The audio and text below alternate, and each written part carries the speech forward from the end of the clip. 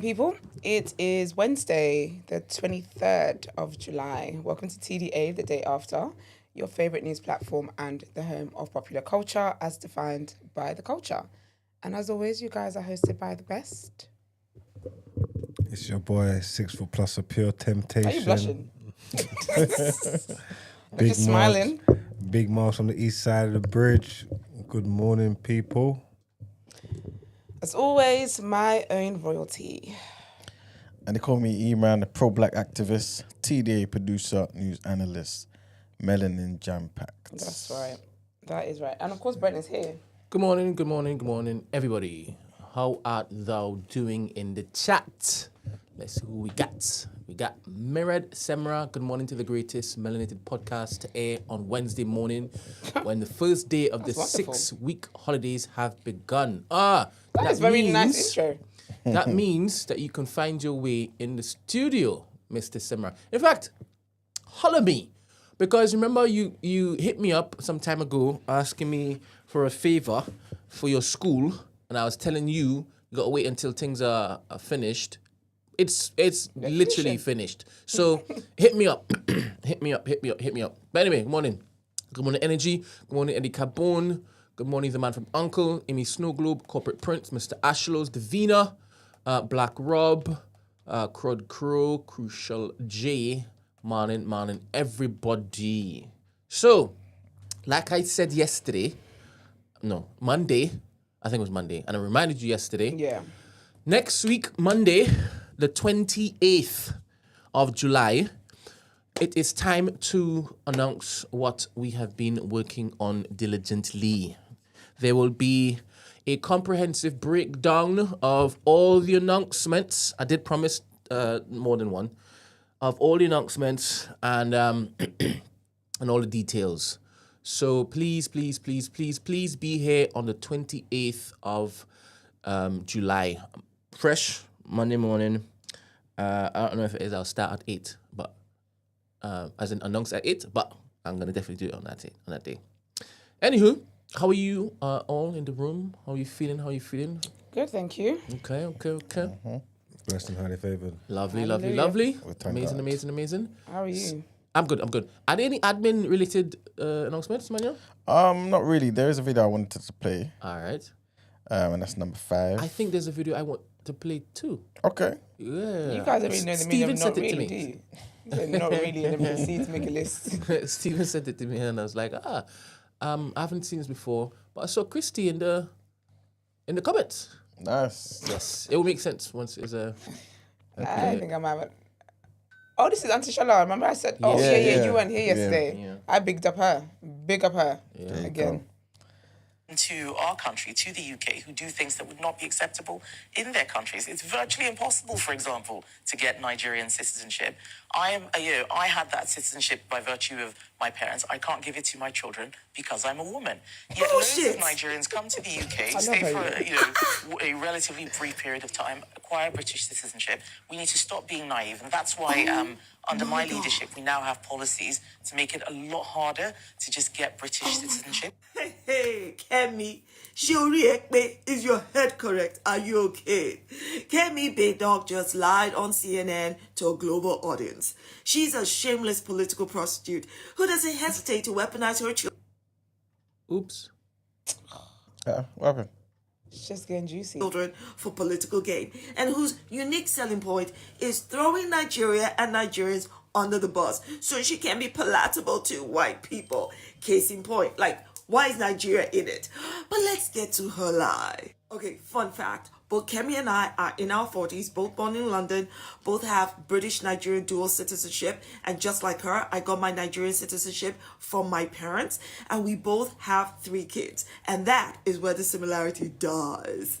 My kids have Nigerian citizenship, and my sex and gender had jack all to do with it because that's not how it works. So the only reason Kemi's kids don't have Nigerian citizenship is because she doesn't want them to be Nigerian citizens. But don't take my word for it. Just look up Section 25(1)(c) of the Nigerian Constitution. Now, bear in mind that in Nigeria, over 500 native languages are spoken. But the Nigerian Constitution is right here in plain old English for you to comprehend. And it goes, the following persons are citizens of Nigeria by birth, and go down to see, every person born outside Nigeria, either of whose parents is a citizen of Nigeria.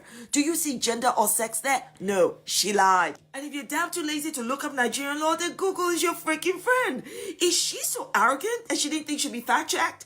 Or she just didn't care because it's about Nigerians? It's not like Nigeria doesn't have enough issues of its own, so why embellish it with falsehoods? With lies about misogynist birthright citizenship bullshit? I mean, kidding, jati, don't so, don't do anyway, she tell me. Can you see you're not okay? Oh, we're okay at all. Kemi is such an olodo. She didn't bother to do her research before going to embarrass herself on a global platform like CNN because her intention was to embarrass Nigeria, but it's backfired again. Kemi is not to Nigeria what Barack Obama is to Kenya. She's not a source of inspiration or aspiration. Her power-grabbing ambition is rooted in discrediting and delegitimizing anti-racism efforts, in denying systemic racism, in whitewashing British Empire colonization. She's the black face of white supremacy. She's literally one of those black faces in high places. She's not a friend. Kemi, I beg, keep Nigeria out of your godforsaken mouth. Many people. I like a godforsaken mouth. I'm going to start using that. Never thought of that. But yeah, just wanted to play this, man. Big up K-Dams, who listens to us religiously in Nigeria. Big him up every time. Big up you, babes. You know what I'm saying? Supporting us from the continent. See you in Boho soon. I'm joking. You know what I'm saying? Like, he made me aware of this, and obviously you spoke about it yesterday. Yeah. But I wanted to just show the people, man. I couldn't believe it, you know. She's so pathetic. Like, she's actually such a pathetic person. And I try not to be so hard on her, but... Not too much. She's gagging for it. She just wants insults everywhere. How can you go on CNN and lie in such, like, lie a lie that we could just check out, that we just look up? It's horrible. Absolutely Anyway, horrible. Nigerians don't claim Kemi. Nigerians don't like Kemi. Kemi's an embarrassment to Nigeria. Not too much. I just don't Why are you even having know. Kemi understand the sofa? Son? Emmanuel's hair. What does that mean? Do you know what? That's true. I got information I need to get afterwards. You're right. Thank you. Up Kemi. Next. Yeah, that's the only video. All right. What was yours? I'm not sure if anybody's seen this yet. Yeah. But I'll just show you this. And his girlfriend And clocks that his are fancy. pro-black, right? And then you date a white woman and they're trying to figure out how are you pro-black and you're dating a white woman. Listen, when you marry be a firm white with this woman one. or your generational wealth, your wealth is gonna go back to the white community. Not true. Because Pro-black. Oh, this if you loser. want to use that term, because I'm definitely pro-black. How do we all feel about prenups? And I wouldn't even consider a prenup. She might have more money than me too, so I don't know. Might need to go the opposite way. Joe? Absolutely, I would. Sorry. I have kids. Whatever we get together, it's different. Whatever I have from before belongs to my kids. I mean, respectfully, that's just the way it is. Same, I don't expect anything from you either. You know that. Never did. Wait. Tina was like, What the fuck she talking about? I remember that killed me. When I have children. I was married before, so there's assets and things I have from before. That he can't eat off of. That he can't touch, look he won't be able to get. But he can't even look that way. Don't think about it. I agree. Yeah, because it belongs to my kids. But there are things where if I need What? No. Yeah, but it's her discretion. Yeah, but, no. He just found that out. He did. I tell you this, anything I got, she would have to handle. She would have to handle because I think she would what? If something happened to me, anything I got, she would have to handle because I would trust her to make sure my kids. So you made her your executor? I would. I didn't say yet. No. You said. I said apparently. I don't fucking know. Apparently we're getting one. This shit over here. a lot of men. Fun fact, and they broke up after this. As I said, they broke up now, yeah. They did, they're breaking up. Because they did another thing of the show, and Sis was just like, she was just embarrassed at the thought of him. He just embarrassed himself. He found out in real time He knew damn well she has more money than him. Shown by, she might have more money. You know damn well she does. And he was hoping to eat from the money, and she was just like, no. But they broke up after this. They broke up after. I wish there was the other clip. I can't remember how I would find it. But there was a follow up. There's a follow up where after that they've broken up and whatnot. And they took someone. He just embarrasses himself all over again. Damn. And everyone's looking at him like, just stop. Well, there you go, man. All right. Do you agree with it though? With what she's saying? Emmanuel. I thought it was here. No, I'm not in the room. Oh, you're in the room. Sorry, person in the room. Why are you not in the room? I understand though, because this is basically if they get married, right? Or if they don't get married. If they get married. If they get married, she'll put a prenup in. Yeah. You understand? Because you weren't really there to make the money and the assets and all that stuff for those children. I feel as though together, yes, you're married and all that sort of stuff going forward. You probably will gain certain things together in it. But in terms of the assets and having access to those assets, I can understand why she wouldn't, you know what I'm saying? Because she was once married and that didn't work. You know what I'm saying? Like, what if this doesn't work? Why should you have access to something that me and my previous husband worked together, slaved over to give to our children? You know what I'm saying? I think as you're living together, he should definitely benefit in the same way you should benefit, vice versa. But in terms of assets, so for example, if she sold 2 properties, why the hell are you getting a cut? Do you know what killed You know me? what I'm saying? Like, why? He said, yeah, but if I absolutely needed it. She was quiet. Yeah. Wait, is this true? Chrissy says, but he let her call him the N-word in the bedroom, so there's that. Oh, I have no idea. I don't watch the show. I just saw that clip. I ain't seen the clip, but there is something about some race play stuff or something I heard that they was doing. Where? He did all of that for a check he didn't even get. As we're here, you weren't here. You know Snowstorm? Why do you have to say her name? Why do you have to put a name to the story for him? She's a valued member of our community. Yeah, but it's And not a there valuable are other story. times when it is that she's basically put her face, her name, and her thoughts and opinions into the mix without looking to be Snowstorm? Does she change her name? Sometimes, yes. To all what? the times. She does? Yes. You know What's the name he would know her by? The original name? Guy Fawkes. Every time she causes trouble, every time she causes trouble, That was Guy Fawkes. every time she causes trouble, she would change it. If we can't I see didn't her. know it was Guy Fawkes. Now I'm finding that out in real time. So basically, It's different now, though. Yeah. I didn't expect that from Guy Fawkes. So, she is with a handsome white gentleman, right? And she calls him nigger. When they argue and stuff. When she's mad. Yeah. But, Just with that. but she said you don't call her that bad. But I said he says it in his head. He obviously does. Sure. He definitely says he's nigga bitch. And he just says it in his head. Anywho. That was a... That was a lot. I don't know what I'm supposed to do with that information. That was a lot. Well, good morning to you. That was a lot. Thank you. All right, let's get into Thank you. Let's get into the headlines. Thank you very much.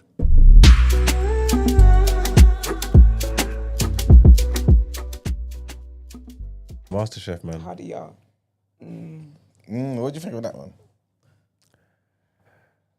It was old as well, isn't it? Yeah. It was an old guy. No, it was an old video or something. Or old. Yeah, old situation. There isn't no video though, is there? I haven't seen it. I thought that there was. No, Brent, there's no video. nothing. I think you It's said word there's of no video. mouth. Word of mouth. Yeah, but then Brent said that apparently this was reported, like it's not just a new reporting. Because that's why I said, why people bring, how are they going by word of mouth? But apparently BBC allegedly been known about it. Yeah, So- but it's one time, isn't it?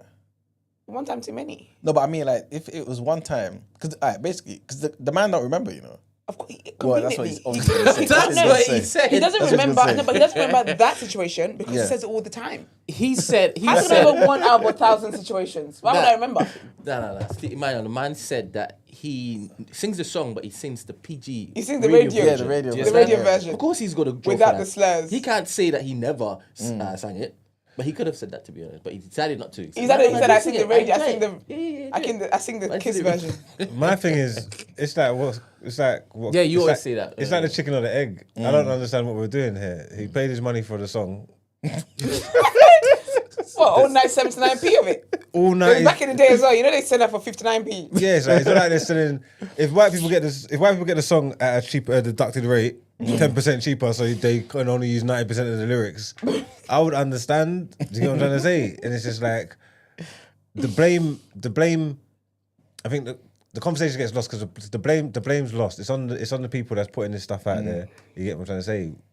It's on the word in general. If you're gonna put it out there on the song, or someone's gonna buy the song, come and support the song, then they're gonna get in trouble for singing the same song that everybody else is singing as well. I just think it's not fair, kind of thing. Yeah. Like, I get it, but I think BBC fired him because they're trying to get rid of him anyway. Because BBC been ignoring things. he probably got some other scandals. Yeah, probably some cooking. And the other guys, they don't want to appear soft.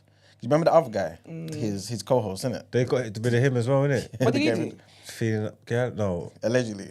Certain comments. Comments, talking. Yeah, I think they were done with MasterChef. He's the guy that said, "Oh, I've got autism." So in response to being to harassing women. They probably been planning to get both of them out of there from time. I think they're liability. They probably like the gruesome twosome. I think they've hit their premium and their insurance. They gotta go. In their pomp, they were probably moving wicked in there because MasterChef was big. The girls are loving chefs. Oh man, it's so crazy. Like you only think like musicians and like bands have like groupies. The chef groupies. Yeah. They're science groupies. I've told you that before. Anybody that's at the top of their profession. So it's like, I love the way you make the lasagna. Literally. And funny thing is, them lot ain't even chef. They just taste. They taste test. They just taste and judge. Human beings, man. Yeah, man. Big up them guys, I guess, innit? Well, all the best. They're millionaires anyway. They'll be fine. They'll be fine. Well, we'll say that. Hopefully, they'll be fine. But yes, all right, so our first headline, the proposed measures outlined by the Cabinet Office would apply to NHS trusts, councils, schools and government agencies and are part of a broader strategy to harden the UK cyber defences and reduce the appeal attacks on critical infrastructure. So, Deputy Prime Minister Angela Rayner basically said that paying ransoms simply fuels the criminal enterprise and puts a target on public institutions.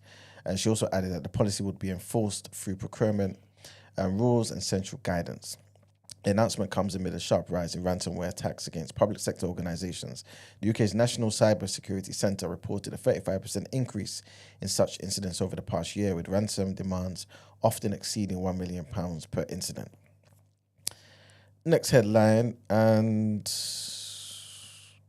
trigger warning on this one, people. There's a political brawl over the Epstein files, man. House Republicans cut their summer session short to avoid mounting pressure to release classified Epstein-related documents. On Tuesday, the Speaker, Mike Johnson, abruptly recessed the US House for a 5-week break, sidestepping a bipartisan Republican-Democrat push led by Reps Massey and Kana for DOJ and FBI to release files on convicted sex offender Jeffrey Epstein. Johnson defended the move as necessary to avoid political distractions, though critics claim it shields executive records and undermines transparency. The early break has strained relationships within the GOP as public outcry continues. And our last headline, on Tuesday night, a protest erupted outside the 4-star Britannia Hotel in Canary Wharf, which the government plans to use as a temporary accommodation for asylum seekers. This is according to Tower Hamlets Council. Met Police attended the protest and stated that they have a policing plan in place and are monitoring the situation. Tower Hamlets Council emphasised the importance of government-provided full support and safety measures for asylum seekers staying at the hotel, working with the Home Office to ensure necessary arrangements. Crowds were seen outside the hotel during the protests. Separately, protests have also occurred outside the Bell Hotel in Epping in Essex, following the charging of an asylum seeker, Hadush Kebatu, with sexual assault involving a 14-year-old girl. Kebatu denied the charges. 4 men were charged with violent disorder related to the protests outside the Essex Hotel, which also houses asylum seekers. And that's it for the headlines. Let's get into our topic of the day.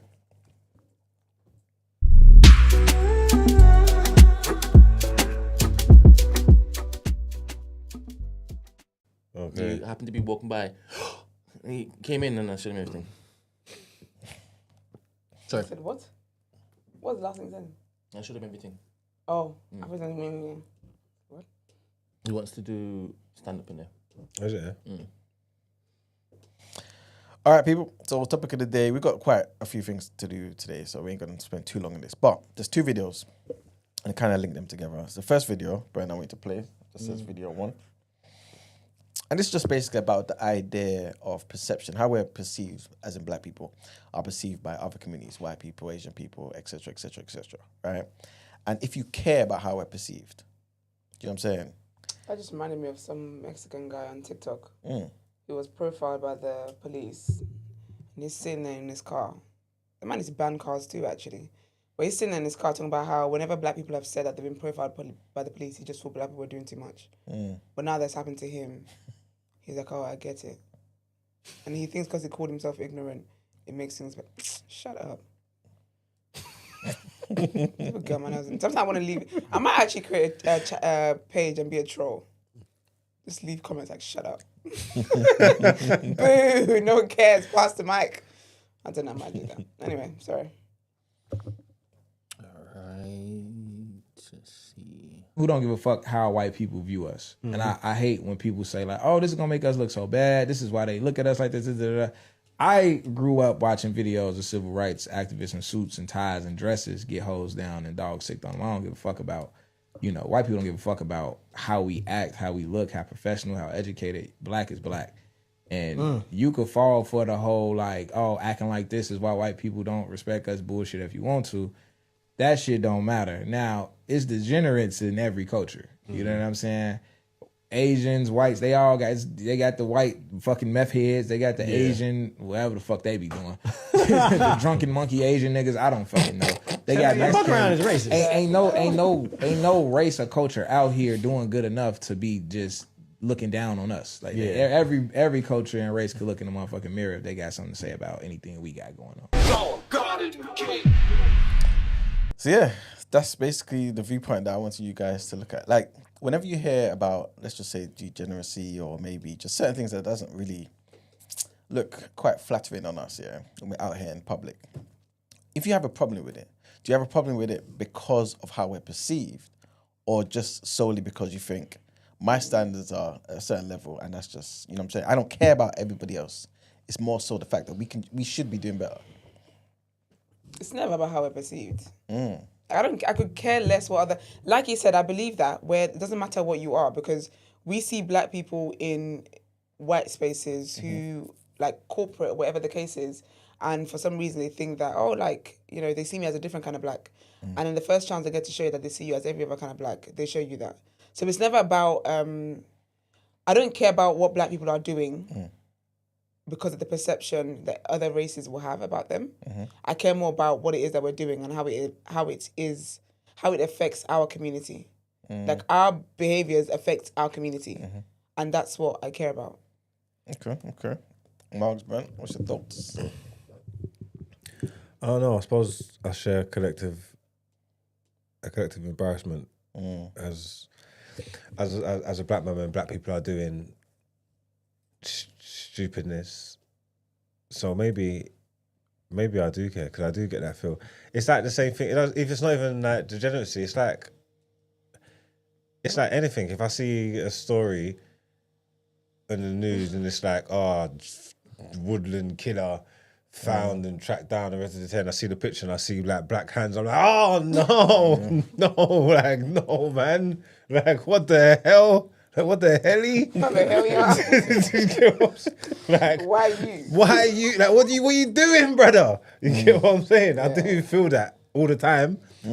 So, and like, I think he's right in saying that every culture's got that degeneracy, that subsection of their thing that everybody has, but that's on them. You know what I'm trying to say? Like, if I see like, I don't know, like Chavy or Trailer Park white people, whatever they're doing in the I don't know, cutting through the airport or something like that.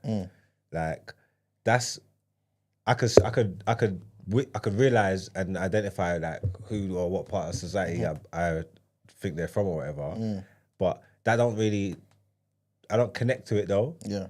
It's just like, oh yeah, look at the like he's doing whatever. It's just whatever, you know what I'm trying to say? But then if I'm in that same space and there's a group of black people I don't know, just being just black people in, you know, just being loud and, you know, just jovial, you know, like nothing wrong, nothing illegal, but just tone it down, guys.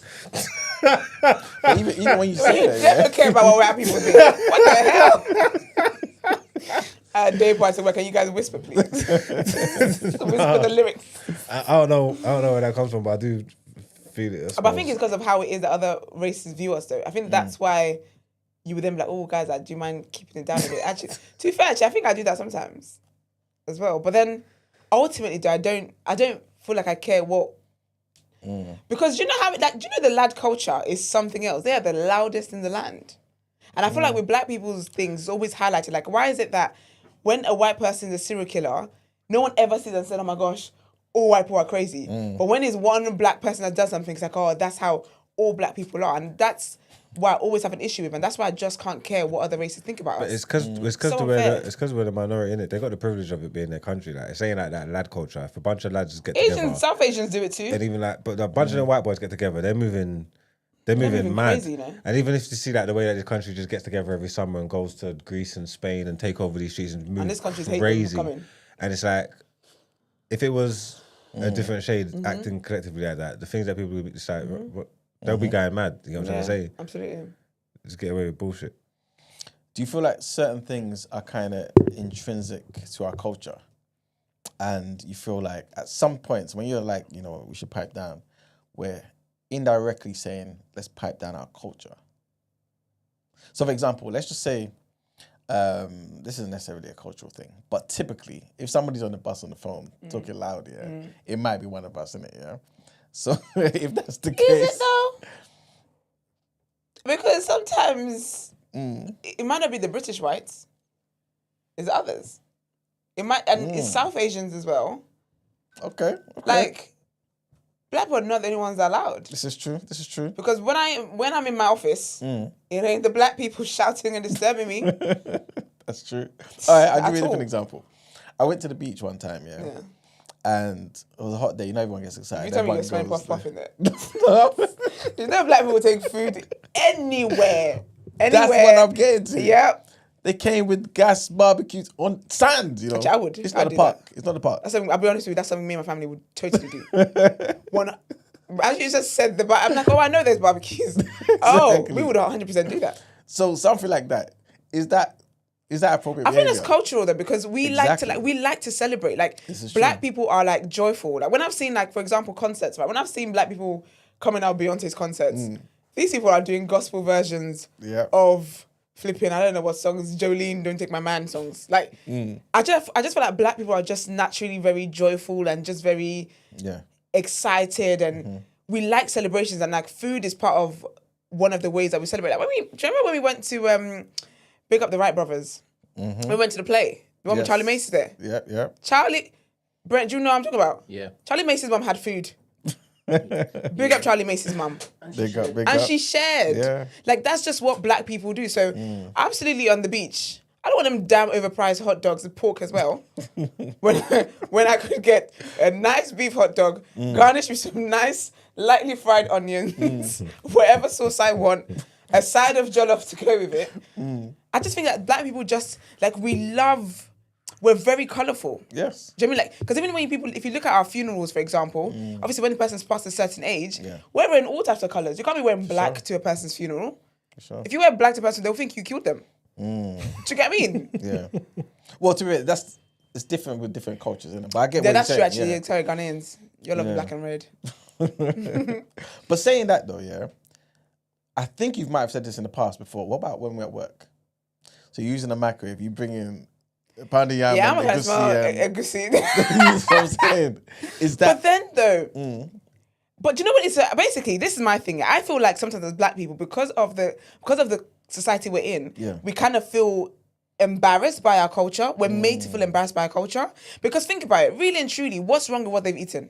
Because if a Spanish person came in there with paella, but if paella, no one's looking at them sideways. No, but there must be, like, I'm not gonna lie, I'm not even in that situation because I don't have much office experience. I think, but I'm just trying to just get into the role and putting myself there. And I'm saying, have some Rouse Clark respect, man. For what though? Like, there's no reason why I should be walking into this staff room or his kitchen and it's be smelling all crazy in there. But like. then, do you say all crazy as well if it smells like curry? Yeah. Okay, fair then. So you're equal opportunities. Because some people are not saying it smells crazy when if you go in there and it smells like curry. Yeah. But if it goes there smelling like it African is though. food. It's like anything that's too strong. But there's certain Put windows in the kitchens. there's certain food that no one ain't gonna like. There's certain people that can get away with it. You get what I'm trying to say? Like the curries or the whatever. Like you know how that happens. You know if you can't. You don't even want to be in the yard when your mum's cooking it. Like because it's gonna stay on your clothes. Like you know that. Like so why do you want to bring it to the staff room for all of that? And there's certain meals that people like. No one ain't gonna say, oh, why does this place smell like jerk chicken? Like they're gonna let it slide. Or why does it smell They're gonna- like exactly. chicken chow mein? Because it's But it smells contained. It smells not as potent. Like it's reasonable, innit? And I'm saying like, Yeah, I get you. Or if you come in and just play and this place just smell like mackerel and that, and it's like, why would you? Strong food is like you got to be take consideration for other people as well, though. Yeah, but innit? then would we say the same thing if it's a pescatarian that only can eat fish? Yeah, but there's fish that ain't honking though. Like you can there's feel like all subtle fish fish. smells. No, but you can salmon. Tuna doesn't. You get what I'm trying to say? It's not gonna. You don't have to. Yeah, but if I don't want that for my lunch, I want a nice hearty lunch.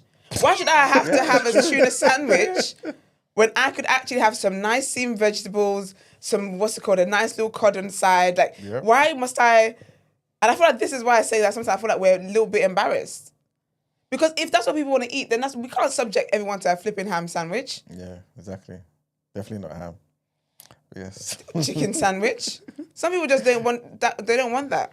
And I think and some other foods stink. I didn't mean to say stink. Again, if it's not from your culture, everyone's got food that's gonna stink to someone, innit? Do you know what I mean? But again, I think because there's other options that don't. But what other options are there though? There's plenty of foods that don't stink. You don't have to go like. There's no culture that every single one of their food stinks. There's non-stinky options. So we have to in the office now. You have to implement non-stinky foods. That's fair. To be fair, Because there I are don't want them offices that walking. say that, though. I don't want the office to smelling the food anyway, regardless of what it is, isn't it? There are offices that say that they don't want it to smell like don't have hot foods that smell too strong. I think that's fair. Like That is fair. Okay, makes sense. But sometimes I just feel like the energy is not there if it was curry, and curry stinks. Is it because they're just used to it? I can say that because I'm allergic. It's not racist. Is it because they're used to it? And so if they smell it, they're like, "Ooh, I And might want." And this is what I'm saying there, because if I'm not used to curry, I'm looking at that. What is in the soup is that? Yeah, Do you get what I mean? So it's not, and that's why I say that it's like people. I feel like sometimes the things, the ideas that we have about our own things is because of how people have made us feel about it. Because really and truly, jollof and chicken does not smell. True indeed. It smells lovely. It smells yummy. Because then you have your co-workers, the other your non-black co-workers are like, oh, what's that? That smells nice. Like they almost want to taste it. That's true. Do you know what I mean? So I feel like sometimes it's just unnecessary judgmental. what's that? Like a fried chicken and jollof? You're saying? Yeah, like a grilled chicken or stewed chicken. Yeah, I suppose there's nothing. That's calm, isn't it? Yeah, that I don't Yeah, know, because smells. we're used to jollof. If we were used to flipping amala, That is I don't like that. I love amala so much. Oh, To be fair, in my adult years, I started to like it again. amala is very underrated. I think it's one of the most disrespected dishes. I understand why though. It slaps. But Oh, when I was small, the smell. As soon as Mark said, "Oh, sometimes when your mom's cooking, I thought of amala. Oh, I thought of egusi. I don't like. Well, back then I didn't like it. So I went If back it's home something and it's tasted it. funky meats anyway, it's funky parts of the animals. They wouldn't stink that much. That's true. When they cook it, is what the shaki. But it tastes Yeah. Yeah, it stinks. good. Okay, but you mentioned the Bran thing lamb about stuff. this is it. Sorry. And that even smells when it's dry. Yeah, 100%. Nah. Anyway. Yeah, you mentioned basically that's us being embarrassed. Yeah. Is it because we've been made to feel embarrassed, Yeah. or are we just conscious of the fact that wait a minute, this is a lot? I believe it is though, because even when you think about like even like hair, sometimes like as a black woman, you love your hair, but you're a bit shy for yourself because you know people are gonna make a scene about the fact that you got a different, like a new hairstyle now, kind of thing. So I feel like it's people's reactions to these things that make us feel like, oh, it's not good. Like, if you remember that when you were in school, if your friend's like, oh, did you just get those shoes? Like, depending on how they ask you, makes you think, oh, do I want to now defend my choice in this, or do I want to be like, do you get what I mean? It defines how you. Yeah, it defines how it is that you're gonna respond to that. So I feel like it's just like that. If someone, because if they came in excitedly about your food, you'd be very happy to tell them what it is. Yeah, and it's kind of like the same with music. Back in the day, I've always loved Afrobeats, but when people are like, "Oh, what are you listening to?" Depending on the reaction, I'm like, "Well, I was always proud of myself, child." So can't relate. Some of you pretend to be Jamaican out here, not me, not me. But like, it just. I feel like it depends how people respond to these things. If you listen to like a genre of music that's not very popular, if you listen to rock, for example, and the way people ask you like, "Oh, you listen to rock," you might feel embarrassed because you feel like, "Oh, like it's not the norm of what." So if you're in the office and everyone's eating flipping ham sandwiches and whatnot, I don't know why I keep going for ham sandwiches and whatnot, and you're eating something different, you would definitely feel embarrassed. I think it's people's reactions that make you feel embarrassed. Okay, before we move on to the next video, what about how Because I tell you, sorry, I'm so sorry. In Nigerian offices, they're eating eba in the morning, you know. See? it's so funny. But like, and that's my thing about, this is the embarrassment thing, because if you're actually around other black people, you wouldn't try to tone down your blackness. If anything, you try and show them like, oh no, like we can relate. Do you get what I'm trying to say? Yeah. So, yeah. You know, big up everyone who's eating Amala in the offices. Yeah, big them up, man. Might get fired, but big up me. What about dressing well? I'd complain though as well, just to say. You're a snitch. How are you complaining? That's so racist. And you know, so mad as well, because you're black here, HR will be so happy that you're the one to step forward. It's going to hit harder. They'll be so happy, like, oh, we don't want to say anything. Because, you know, we can't. That might be illegal. That might be a lawsuit if we said it. So Mark said, that's funny. It's actually funny. What do you guys think about dressing well? So-called dressing well, speaking properly. Ugh, same boat. Is that one of those things where if we don't do it properly? What's properly? You know, Cockney exists. For sure. Yeah. Whenever people talk about, oh, you don't speak English properly, I'm like, okay, Cockney. Yeah. I raised you, Cockney. I feel like with like code switching and stuff is like a normal part of life, and I think I get frustrated at people who don't know how to speak properly in different situations, and it's not even to do with like being in the workplace or with white people or whatever. I'm saying that even like with your elders or in front of people, parents, or in front of people's parents or whatever. The way I sit down and talk with my brethrens, like that's me and my brethrens. So then when your mum and your dad walk into the room and I'm addressing them, I'm switching it up instantly. So then man that you introduced to your mum for the first time, like, what? Yeah, exactly. Yeah. I'm saying, brother, like, what the fuck I are like you you've doing been here there? before. Sorry, I've got a call. One second. Oh, yes. How can you just, what? Brent. No, it's what Brent did. It's just so funny. I didn't know he was going to stop. No, actually, yeah. I think it is important to know. Do you know what? Code switching to a level is healthy though. Like being able to know how to adapt to different environments, like Mark was saying. Yeah. But I don't think it should be a thing. I still don't think it should water down yourself. I think it's, say for example, someone say we're in a black space. I don't know. Let's just say there's a way that black people speak. There isn't, but let's just say there is. I know the white people who listen to this are shocked. But no, there isn't a way black people speak. Let's just say there is, right? And we're gisting the way we are. Yep. But then someone external comes into our space. I don't expect us to carry the burden of code switching just to necessarily make that person comfortable. Do you know what I'm trying to say? Yeah. Because that's how we are. Like, and when I say that, I mean because we think that, oh, this person is non-black and they're superior. So let's try and have this image of we speak a certain way. That kind of thing. But I do think, for example, that if we were speaking, say you and I were speaking Yoruba and Brent walks into the conversation, I wouldn't carry on speaking Yoruba because it's rude. Yeah. Do you get what I'm trying to say? Like, so in that way, I don't know, is that code switching? Language switching, if anything. I'm glad you mentioned that because in my head I'm thinking some of the things that we call code switching. Yeah. Like Mark is basically saying, you would do that back home. Yeah. You know what I'm saying? Like if you're working, there's no white people there. You're in the office, there's just Nigerian people, whatever it may be. You would just change up your tone and how you say certain things, certain words you would use and wouldn't use. Because you just respect the environment and who's around you. You know what I'm saying? And actually, a lot of places even tell you not to speak your native language. Like while you're in the office, because it can be it's isolating. It can be isolating for other people who aren't. Do you know what I mean? So There is that, but I think code switching in the way that we've known code switching, unfortunately, is having to feel as if we have to change the way we speak when we're in white spaces to make ourselves just feel like one of them. But I don't think that's necessary. But I do think it's important to know how to carry. But then that's with everything, though. It's important to know how to carry yourself everywhere. Like, I might wear. I'd love a mini skirt. I do. I love a mini dress. That's my vibe. But I'm not going to wear that to church. Yeah, exactly. So I feel it's just about knowing how to present in different spaces.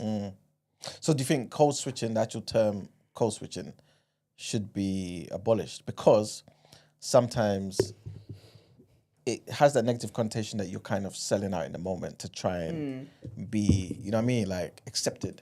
Where really it should just be what you do because you respect the space you're in and the people around you. Well, to be fair, it's not always the case though, and some people do. That's why I change think, up. I don't think it should be abolished because of that, because it's different. Yeah. The people that made it feel as if, the people that made it feel like they're not good enough to be in this space because they speak differently. And speaking differently isn't just English, it's also having an accent. Yeah. Do you get what I'm trying to say? So, no, I don't think it should be abolished. I think it's still very relevant. Okay, well, what about dressing? Do you feel like the way we dress should be something that we should be mindful of? Or do you feel like that's just a cultural thing and there's no such thing as good and bad dressing? In what way? So, for example,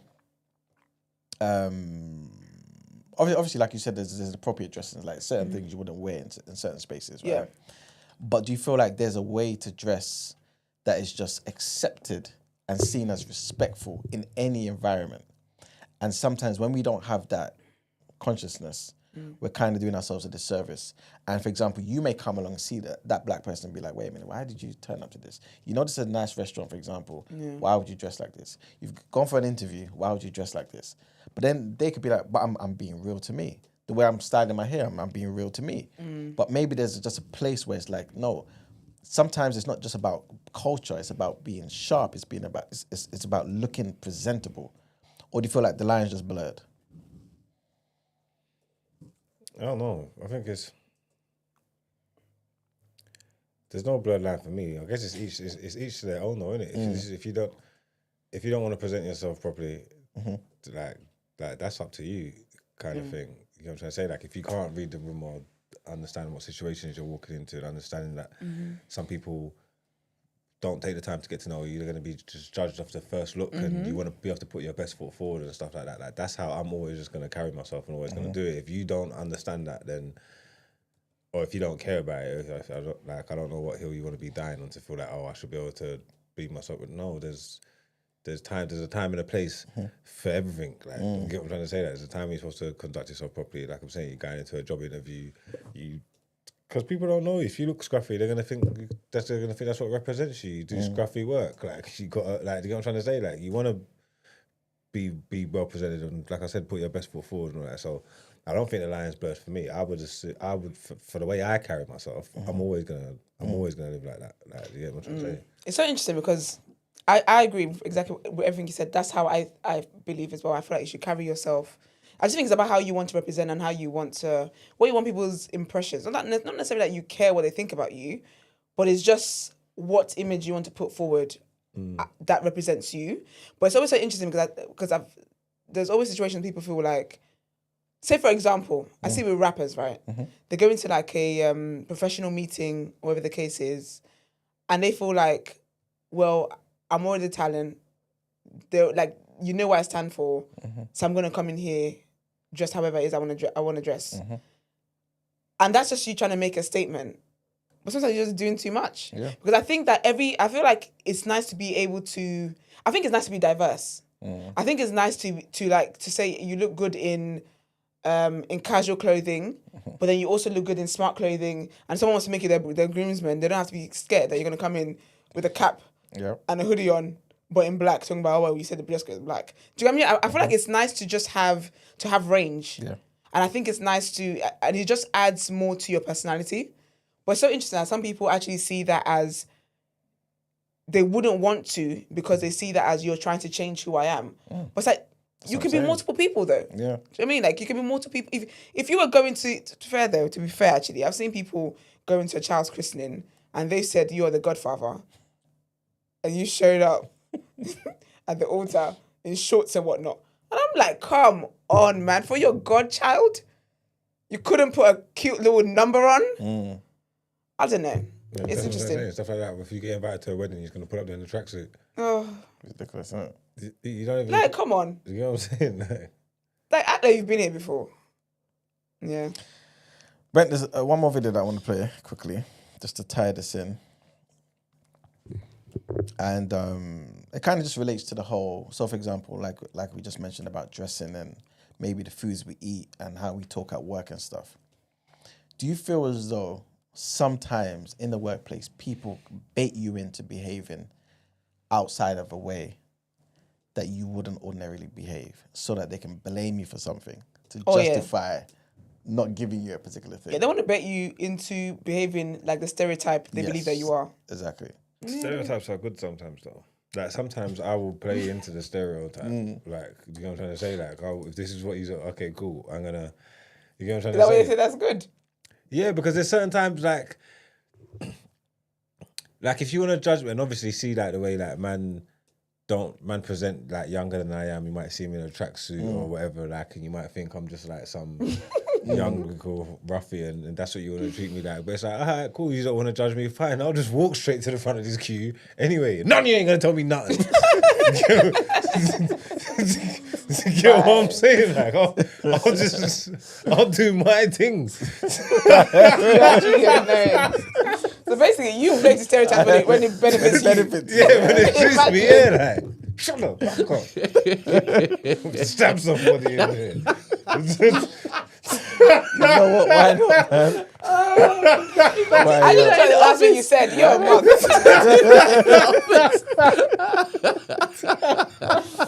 Can you imagine? HR complaints. Bro, I told you I'm staying on as HR. I have to. When he sent me the script for Boomerang, I'm like, this is great. And I'm sitting there with my older brother, Warrington. We had a meeting with the president of production at Paramount at that time. And he goes, look, I don't know how you're going to make this movie work. I go, what do you mean? He says, well, Eddie Murphy has a romantic lead. He's got those broad nose and big lips. What? And I was like, wow, you said that. You just said that. If someone says that, you should just beat their ass. But that's the game being played, because if we beat their ass, then we're fired. And then this movie doesn't happen, or it happens with a white director or whatever, and they get what they want. So this dude is nothing. This dude is nothing. Who cares? We're going to move past him and change everything, which is what we did. When he sent me the script for Boomerang, I'm like, this is... So that's an example there. Do you know what? I get what he's saying there, because do you know what? The older I get, obviously I'm about to turn 30 now, all seasoned and whatnot.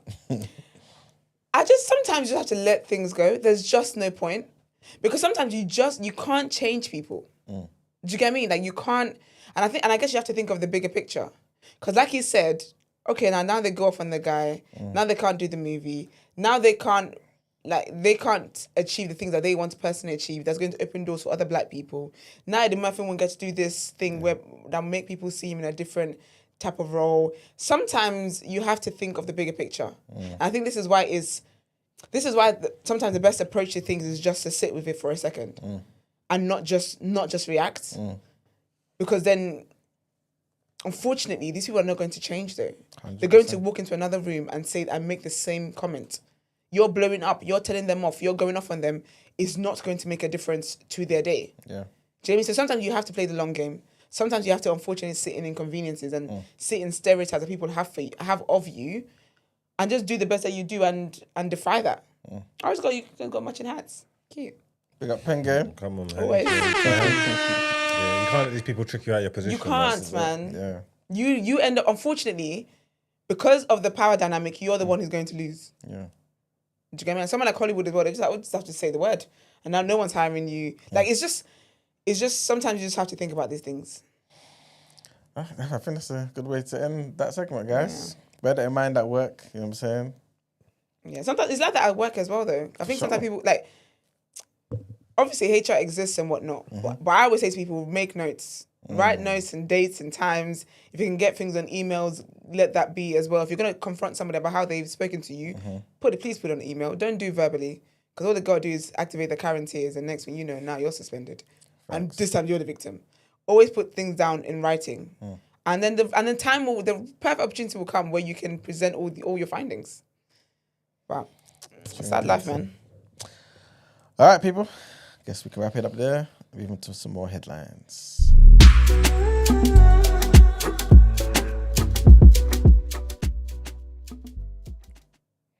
All right, people. So Portugal signals support for Morocco's autonomy plan for Western Sahara. So Portugal, aligned with Britain, France, and Spain, publicly endorsed Morocco's autonomy proposal for Western Sahara.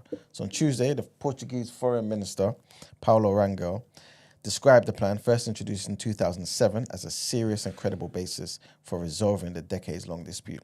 Under the proposal, Western Sahara would gain locally elected governance, while Morocco retains defense, foreign affairs, and religious authority. Lisbon emphasized its support under UN oversight, maintaining diplomatic flexibility without full sovereignty recognition. Portugal has become the latest country to support Morocco's plan to grant autonomy to Western Sahara under Moroccan sovereignty. Next headline, and 1 in 4 German startups could leave over a lack of capital. This is what a poll has found, right? So a survey was published on Tuesday, and it shows that 1 in 4 German tech startups are considering relocation due to capital shortages. Results from a Bitkom poll reveal 26% of founders are weighing moves abroad to countries like the US, Netherlands, or the UAE, citing shrinking domestic venture capital and slow economic growth. This signals a potential brain drain challenge for Germany's innovation ecosystem, prompting calls for policy intervention to attract and retain tech investment. 26% of participants in the Bitkom study said that they were thinking about leaving Germany. Only 23% believe there's sufficient venture capital available in Germany. And next headline, rescuers in Eastern DR Congo are using bare hands and basic tools to search for miners that were trapped after a series of shaft collapses in Lomera, which is a gold mining village in South Kivu province. 6 miners have been pulled out alive since Sunday, including 1 seriously injured. Though 1 resident claimed 12 bodies had been found, Barak reported, this is a local journalist, right? He reported that no bodies have yet been recovered and many remain missing. The disaster followed a series of cascading landslides that buried up to 15 makeshift shafts. The area has seen a gold rush since late last year, attracting thousands of informal miners and turning the once quiet village into a dense sprawl of tunnels and shelters. And that's it for our headlines, people. It's time to pay them bills. All right, we're on the road. Let's do it.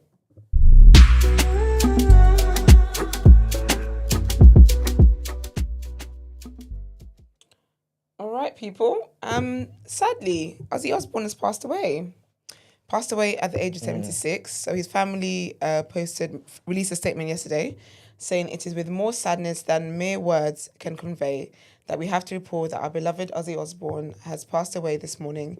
He was with his family and surrounded by love.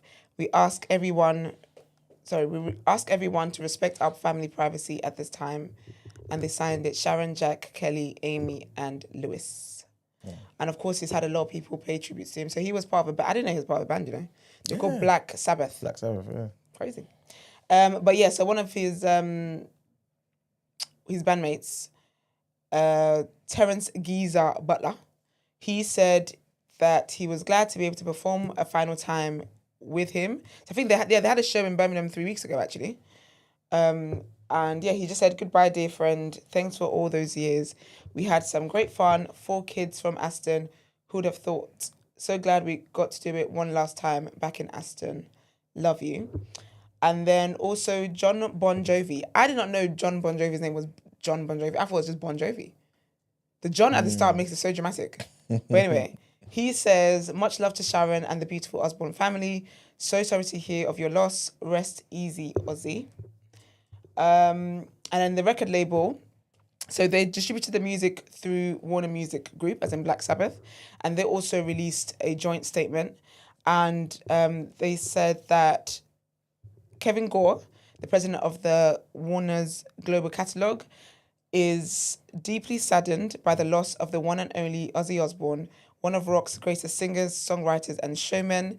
As a founding member of Black Sabbath, Ozzy was an irrepressible frontman who created in his own brilliant, unpredictable way the very language of heavy metal, occult imagery, sardonic humor, violent daydreaming, surprising romanticism, and at its heart, a body of work that has moved and inspired generations of fans and artists for the past 7 decades. We offer our most heartfelt condolences to his family, friends, fellow musicians, and millions of fans around the world. So RIP to him, man. 76. It's not that old, but RIP to him. I forgot to add something else on there, actually. I did that one last and I added it for the captions or the thing. But yeah, so what's it called? Loz. Best Loz, man. She's got a child with Jay Huss. And the kid is 4 years old. I think it's a girl. I'm going to go out and just say it's a girl. But basically, there was a whole thing yesterday. Some guy, I don't know what he sells. I don't know what the guy sells. I can't remember. I don't know. But basically, he posted that Jay Huss got like a £50 million deal, and he just started to spend $1 million of it on his business, and then he shared with Jay Huss his dreams and aspirations, and so Jay Huss then gave him an extra 500k towards his dreams and aspirations or whatever. I don't know how this started the conversation. Unfortunately, when people delete tweets before I can get to it. But yeah, so there's a whole thing there, and then obviously he's got a new girlfriend as well, and she was talking about how she buys him cheeseburgers and he buys her APs. Nice, great exchange rate. So anyway, so there was that, and then I can't remember how Loz got into the conversation, but she was basically saying how for 4 years she hasn't come online to call him a deadbeat. Cut a long story short, she called him a deadbeat. And then she said how their daughter, it's a girl, sorry. But she said their daughter is nearly 4 years old and he hasn't seen her since she was 6 months old. It's very sad. And Was she he in said, prison though? he's been out of prison for 3 years now. Yeah, but if you say it's from 6 Okay, he hasn't months, seen it the makes cat it dramatic, for isn't it? 3 years. Even I 3 think weeks is 6 bad. months. Even 3 I weeks think is it's 6 months was bad. when he came out of prison. I mean, it's not like he came out of prison last month. Because then, fair enough. If he went in at 6 months old and he came out last week, fair. This man has been parading the streets, doing all sorts, and more. But anyway, so she then. What? Have you seen the you on Twitter? The baby? Nah, the brother that was some don that was getting involved in her business. No, I haven't, no. Huh? No, I didn't know. Oh, it's too hilarious. So what did she say? She tweeted when he shouldn't be at shouldn't he be out here raising Oh yeah. His daughter something. or something like that. Instead of what did he say? Talk about deadbeat dad by splashing cash on strangers and all that. Oh yes, like his Father Christmas. Yeah. Yeah, and then someone's seen that tweet in it and quote tweeted it and saying that how you know he doesn't pay for his daughter, like you don't know him or Loz, like what the fuck? It's no one's business but them. Yeah, and everyone's saying, What did he respond to Loz's tweet? everyone's tweeting the guy saying, "Yo, bro, delete this. Delete it. Like, Just delete it. you know when you just fast online, You're and you just just doing get too involved much. in people's business. You didn't even read the app to see see who is talking. Loz is talking. He's telling. He said you're not in their business. You don't know them. Yeah, he said he literally typed like, "You don't know Loz."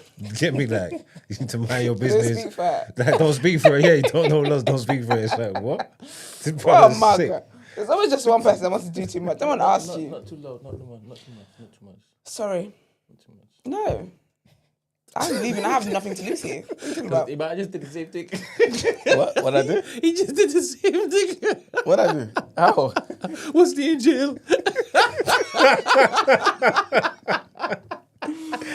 Nah, man. I have all the time. I have all the smoke there is for deadbeat fathers. I ain't got time for them. No.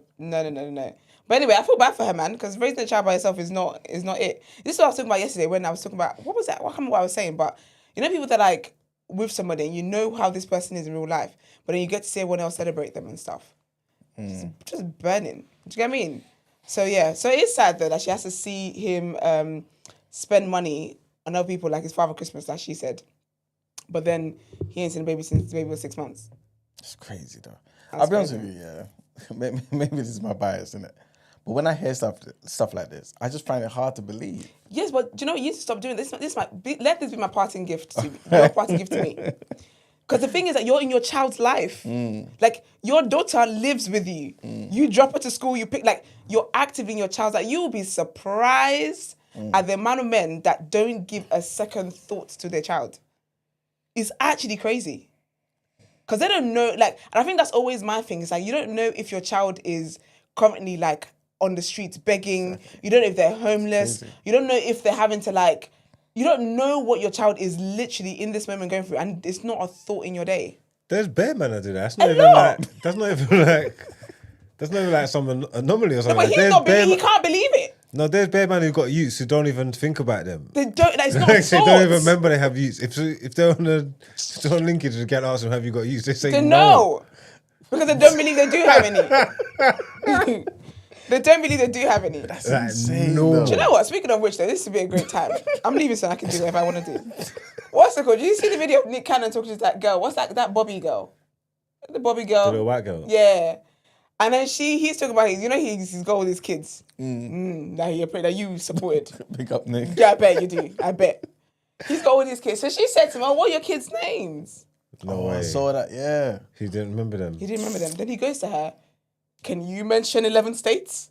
She said, yes. she said, yes. Like, they're states, but also those are your kids. Like, yeah, it's crazy. Yes. He couldn't remember all his kids' names. He's He's like, I'm going to get in trouble for this. Well, yes. That's crazy. And I saw one of his child's mothers came out the other day talking about he ain't seen the kids in like 2 weeks, or like, someone said, he'll get to you. Just wait. He'll get to you, girl. Like, just give him a second. Anyway, big up Loz, man. Love and light. But I hope they are able to figure that out, that situation. Because they were in a whole relationship and everything. So, I mean, that's how we met her. Because they were in a whole relationship, loving relationship. It's always sad when that switch up happens. But I hope they can figure something out. And the poor child doesn't have to, be fatherless on account of that. Speaking of, just topic of relationships. I don't know if you guys talked about this, but the Obamas addressed their divorce rumors. Which, I don't know, I wasn't sure if I believed it, but actually, I do. Because why not? Because what would be the harm in them saying we're no longer together? But I guess, obviously, they are the Obamas, and people, like, idolize them and stuff like that. But, I don't know. But Michelle's got, she's got a podcast that she hosts with her brother. The genes are strong in that side of the family, I tell you, first of all. That is her brother. That's what you respond to. that's what you respond to? But anyways, she's got a podcast with her brother. Yeah, they've got a podcast together. And on one of the episodes recently, I think it's a couple of weeks ago now, they had Barack Obama on there. So there's been a lot of rumors that that they're divorced because she wasn't at, what was the president that died? Carter or something like that. Yeah, she wasn't at his funeral. And she also wasn't at Trump's inauguration. So there's been rumors. She's basically not appearing publicly with him. So there's rumors that they've separated, blah, blah, blah, whatever the case is. But he was on the episode. Sorry. And then they talked about it. Well, I mean, when he came in, his brother was like, oh my gosh, you're both in the same room. Blah, blah, blah, blah, blah. They kind of make those kind of jokes. But she basically said that it's interesting. People are only saying that people are only coming up with these rumors because she's now doing her own thing. Like, he's no longer the president, which fair, because from what they said anyway, the both of them, whilst he was president, it was a lot of sacrifice on the whole family. That's why his daughter kept going to, one of his daughters, I think it was Sasha, kept going to parties she shouldn't have been going to and whatnot. Like it's been a lot for the families and stuff. So now that he's no longer president, like even his daughters are like, they're living a bit freer. Not as free as they would like to be, obviously, but you can see that they're living a bit freer and stuff. And she's now getting to do her own thing. She doesn't have to be the first lady and doesn't have to be running around her man's dreams anymore. So you see everybody going crazy because Obama was telling them that all the boys should have like a gay man in their life. It's like, what? Yeah, man. I miss that part. I miss that word around. Young That's boys. not my word. What's he saying? We said every young man needs like a gay man or like a gay role model in their life. That's what he thinks. So, okay. To be fair though, for what? What did he give the reasons why? I don't know. Remember, allegedly he was sucking dick and taking crack in the back of the limo. What? Obama, don't you remember? Don't say thing you remember. Like when Brent, the white guy came out with the interview. I thought we spoke about it on air. Retired with conspircy theories. Yeah, Brent got Okay, but I've not made that theory up. You've heard it, right? Thank you. You haven't made it up. Look at Brent using professional So voice. when was this? Like when he was in college and stuff? Nope. Nah, when he was on the road to president. She's like He governor was or not. senator. This is not true. For what? What was the benefits of that? You know what I'm saying? At any point, what was the benefits? Wait, what did you say? I don't know. I thought we were the same with Kenny nuts. What would be the benefits of that happening? I don't know, but I can't remember the. He guys. wasn't a crackhead. Oh no, he's allegedly he smoked it once. Recreational. It was recreational. Crack, not weed. No crack. Crack is not something you smoke recreationally. That's a commitment. That's a choice. But didn't the guy do the interview on Hannity? Did he do it with Hannity or was it someone else? Interview. So this is Why is it There was Vlad an TV? interview. Huh? Man said Vlad TV. The interview was pulled. He was silenced. Yeah, they silenced the guy. Yeah, because he was saying defaming things, not because it was true. No, That's what I'm saying. That's what I'm on. It can't be. Sorry, them silencing him cannot be. He had receipts. Nah. What receipts? A video. The senator, because you know before Obama was the president, he was a senator. So the senator allowed him take a video of him doing silly things on his knees and smoking crack. A whole senator would let him make to fair, unless the video started when he was high already. But Ed says, the Chinese whispers is nasty. No, he didn't say that. He said he had a gay teacher who was a role model and checked him on all his prejudice.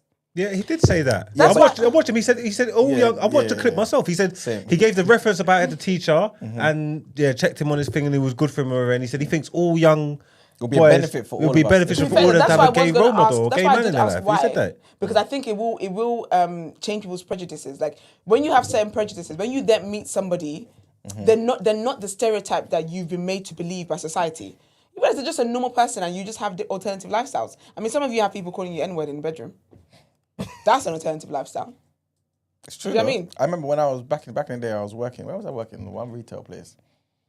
Next door, one of these places. Yeah. And there was one gay guy that came in. One of the nicest guys. The fact that I even remember it to this day. I love gay men. I tell you that for free. I think because it's just the person. Like it's just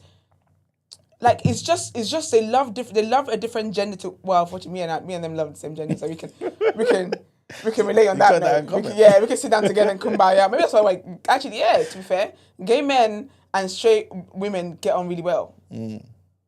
I heard gay men and lesbians. Modern Family taught me they don't get on very well. But gay men and lesbians. I got lesbian brethren. I get on with lesbian things. Yeah. That's what I'm talking about. Fair.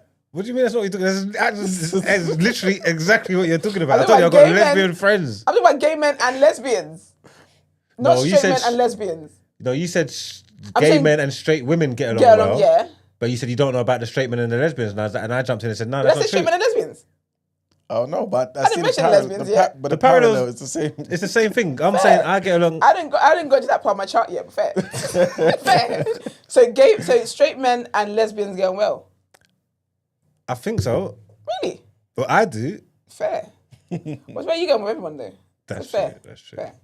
But I like gay men, man. Big up gay men. But I do think that if you have people, because it's like if you believe, I just think having people from with different beliefs, different everything, it expands your outlook on life. So actually, I agree with him. But I don't think Obama was allegedly at the back of cars doing things and smoking crack.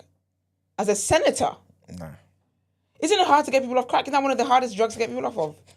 How would he have cleaned up nice enough for presidency? Yeah, I never believe that one. I don't know. But anyway.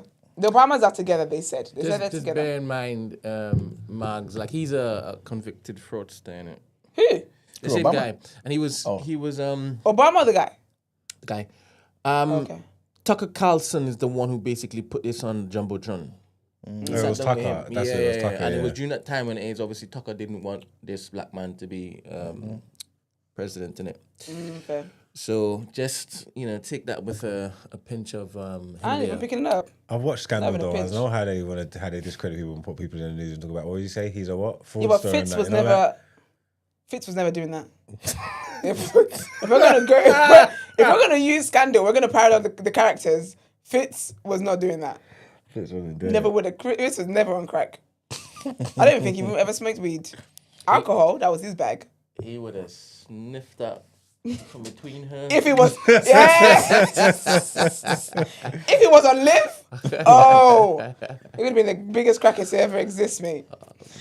Anyway, and then lastly, good news: Soraya and Joey Badass are engaged. This is so lovely. them up. Yeah, they recently had a child, and some of you online talking about these girls and some have babies, but guys that don't give them rings. So now you know they've got a ring. Shut up. But anyway, yeah, congratulations to them. Really, they're such a beautiful buff couple. They're just so stunning, gorgeous, gorgeous, gorgeous. But yeah, anyways, they're engaged, which is wonderful, and that's the end of Wedding Road. Are we doing People's Journal? Yes, indeed.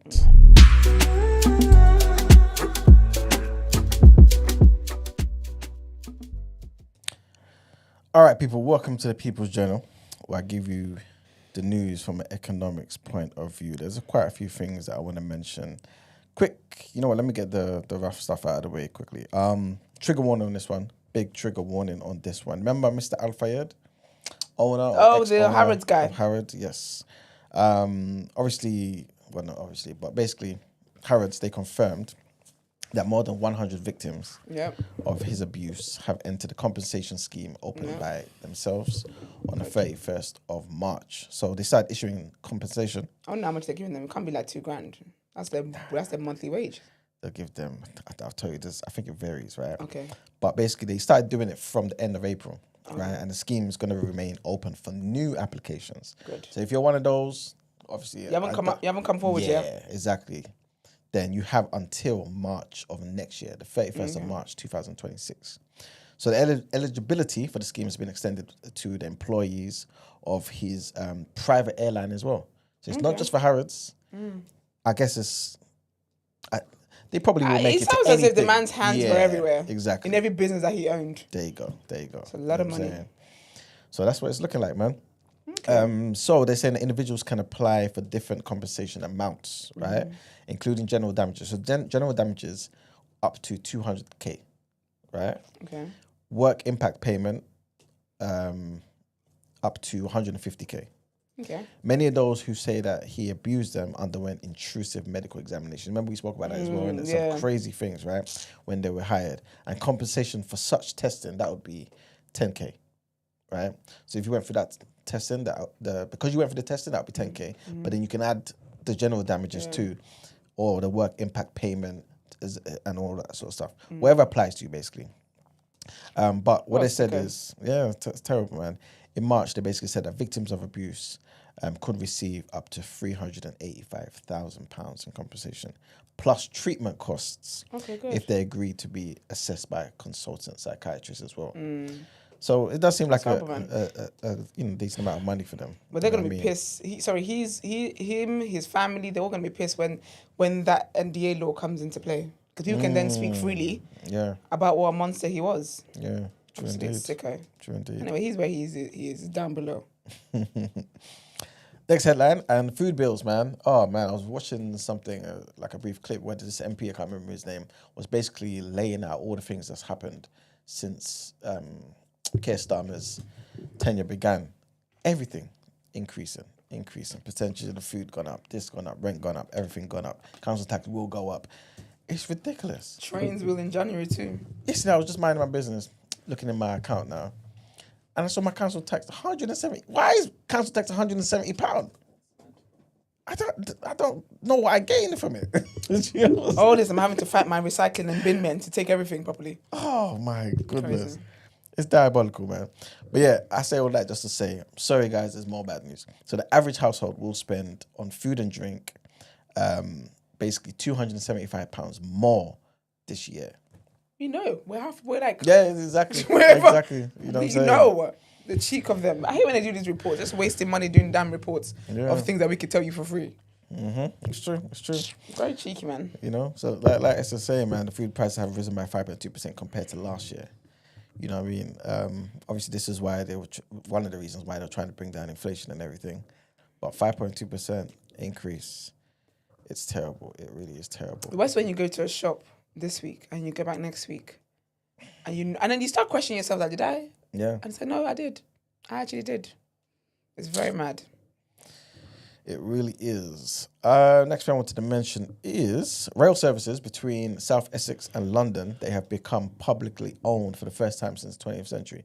So C2C, have you been on that train, C2C? No, I think they... It's the fastest one, isn't it? Yeah, it's one of those... Where did they go? Manchester and stuff? No, Essex, it goes... isn't it, I think? Yeah, Essex, like Barking... Trafford 100 and that. Yeah, all that sort of stuff. Yeah, I'm more on those sides. Yeah. So basically, they were obviously private owned and whatnot, but now they have been taken over by the government. So yeah, they got nationalized on Sunday. So we'll see, obviously, if that is a good thing long term. Okay. With regards to water companies, now again, that's another thing that just keeps going up and up and up. It's ridiculous. But long story short, the water regulator Ofwat will be scrapped and they're going to be replaced. You know what I'm saying? Why? Because the Environment Secretary says, listen, this entire system is broken. Spoke about this on the show before. This is why you need competition. This is why you need government sometimes to do particular things. But at the same time, you have to leave them. They have to step back. You know what I'm saying? Because you put something in place you think is going to take care of everything, and it doesn't. And then you get a situation like Ofwat. Sometimes people, underestimate the power of competition. Anyway, a new watchdog will be put in place, and this they're saying will prevent the abuses of the past. I'm not too sure about the nature of the watchdog and how it's going to be different, but they're saying that they will bring water functions from 4 different regulators into one. So this might be long-term even worse, to be fair, but who knows? Next thing I wanted to mention is, I think you guys mentioned somewhat yesterday, I think. This is about future pensioners. So basically us, when we, by God's grace, inshallah, become pensioners and stuff like this, it's going to be a bit mad. They're saying people retiring in the year 2050 will be worse off than the pensions today. You know what I'm saying? And that's only 25 years from now. So imagine after that again. Like I said, man, one of the reasons I think is, not even I think, it's just a fact. We're not having enough kids, man. We're not having enough kids. I remember watching another guy, and this, we might need to bring this up as a topic of the day. He was basically saying, all those people who are complaining about immigration, do you understand that this is partly your fault? If you're not having enough kids, you can't be complaining about the amount of immigrants coming in. Because people, there are jobs that need to be filled. Yeah. You know what I'm saying? And you're not having enough kids to do it. And even if you did, sometimes you say no to certain jobs. But anyway, that's just a different story. But the DWP, the Department for Work and Pensions, they are reviving the Pensions Commission, which first reported nearly 20 years ago about the whole situation on how to tackle the particular issue. They also commissioned the next review of the state pension, which is currently 66 years. And I think we've already mentioned this, but it's scheduled to rise to 68 by the year 2046. So again, by the time we're all going to be like 70 when that's, you know what I'm saying? Like they're going to make that the pension age pretty much. Almost half of working adults are not putting any money into a private pension at all. You hear that, guys? The DW is saying to all of us, almost half of us who are working are not putting any money into a private pension at all. Low earners and self-employed are less likely to be pension saving. That's what they're saying. We can't rely on the government, people. So even if it's just a little 25, 10 pounds or something, put it aside into a private pension fund, man. You really don't know like what the government's going to do. You don't know the rules they're going to change and all that sort of stuff, man. So we need to somewhat think about ourselves in the future, man. Good moment for a little segue. So everybody knows Stephen, one of the co-founders of The New Black. His beautiful wife, my sister-in-law, Susan, has started a new Instagram page. Come on. And she is offering her services to the community. Cash flow coach, she calls herself. Susie, the cash flow coach. Nice. And I'm going to pin it to the top of the chat. Anybody is looking for help organizing their cash, and as the manager said just now, looking to make sure and set a bit aside for the future. Susie's the person for you. She's amazing. Now, she's already helped somebody in the community, and they've left a nice little voice note as a testimonial. Let's just see this. Hold up. Where did I put you? Where did I put you? Here we are. Let's see if you can recognize the voice. Hey, Brent. I just wanted to use this opportunity to give feedback on the budget planner that Susan made for me, that she created. It's amazing. Like, it's really, really, really good. I wasn't expecting, when I asked for help, for it to be so intuitive.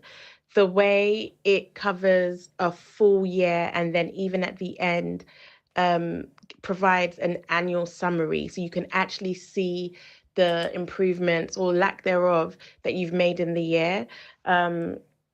It's a very engaging spreadsheet. Just even the fact that there's colors, that there's graphs that update as you input the information. I also want to note that I think it's really good.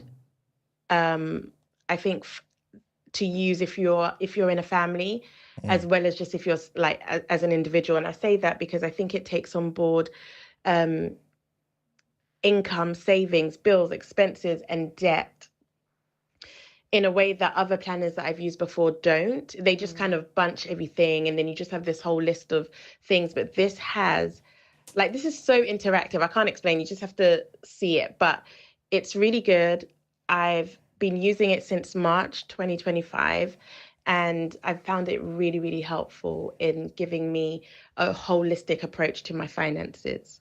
That's good. Come on. All right, I love that. I love that. So I'm gonna leave the link to her page in the description. I'm also gonna share it in the Discord, and I'm gonna keep reminding people throughout our journey at TDA. Anybody who's who needs a bit of help, she's amazing. Like, really, really amazing. She goes 100%. past the expectation of normal service providers.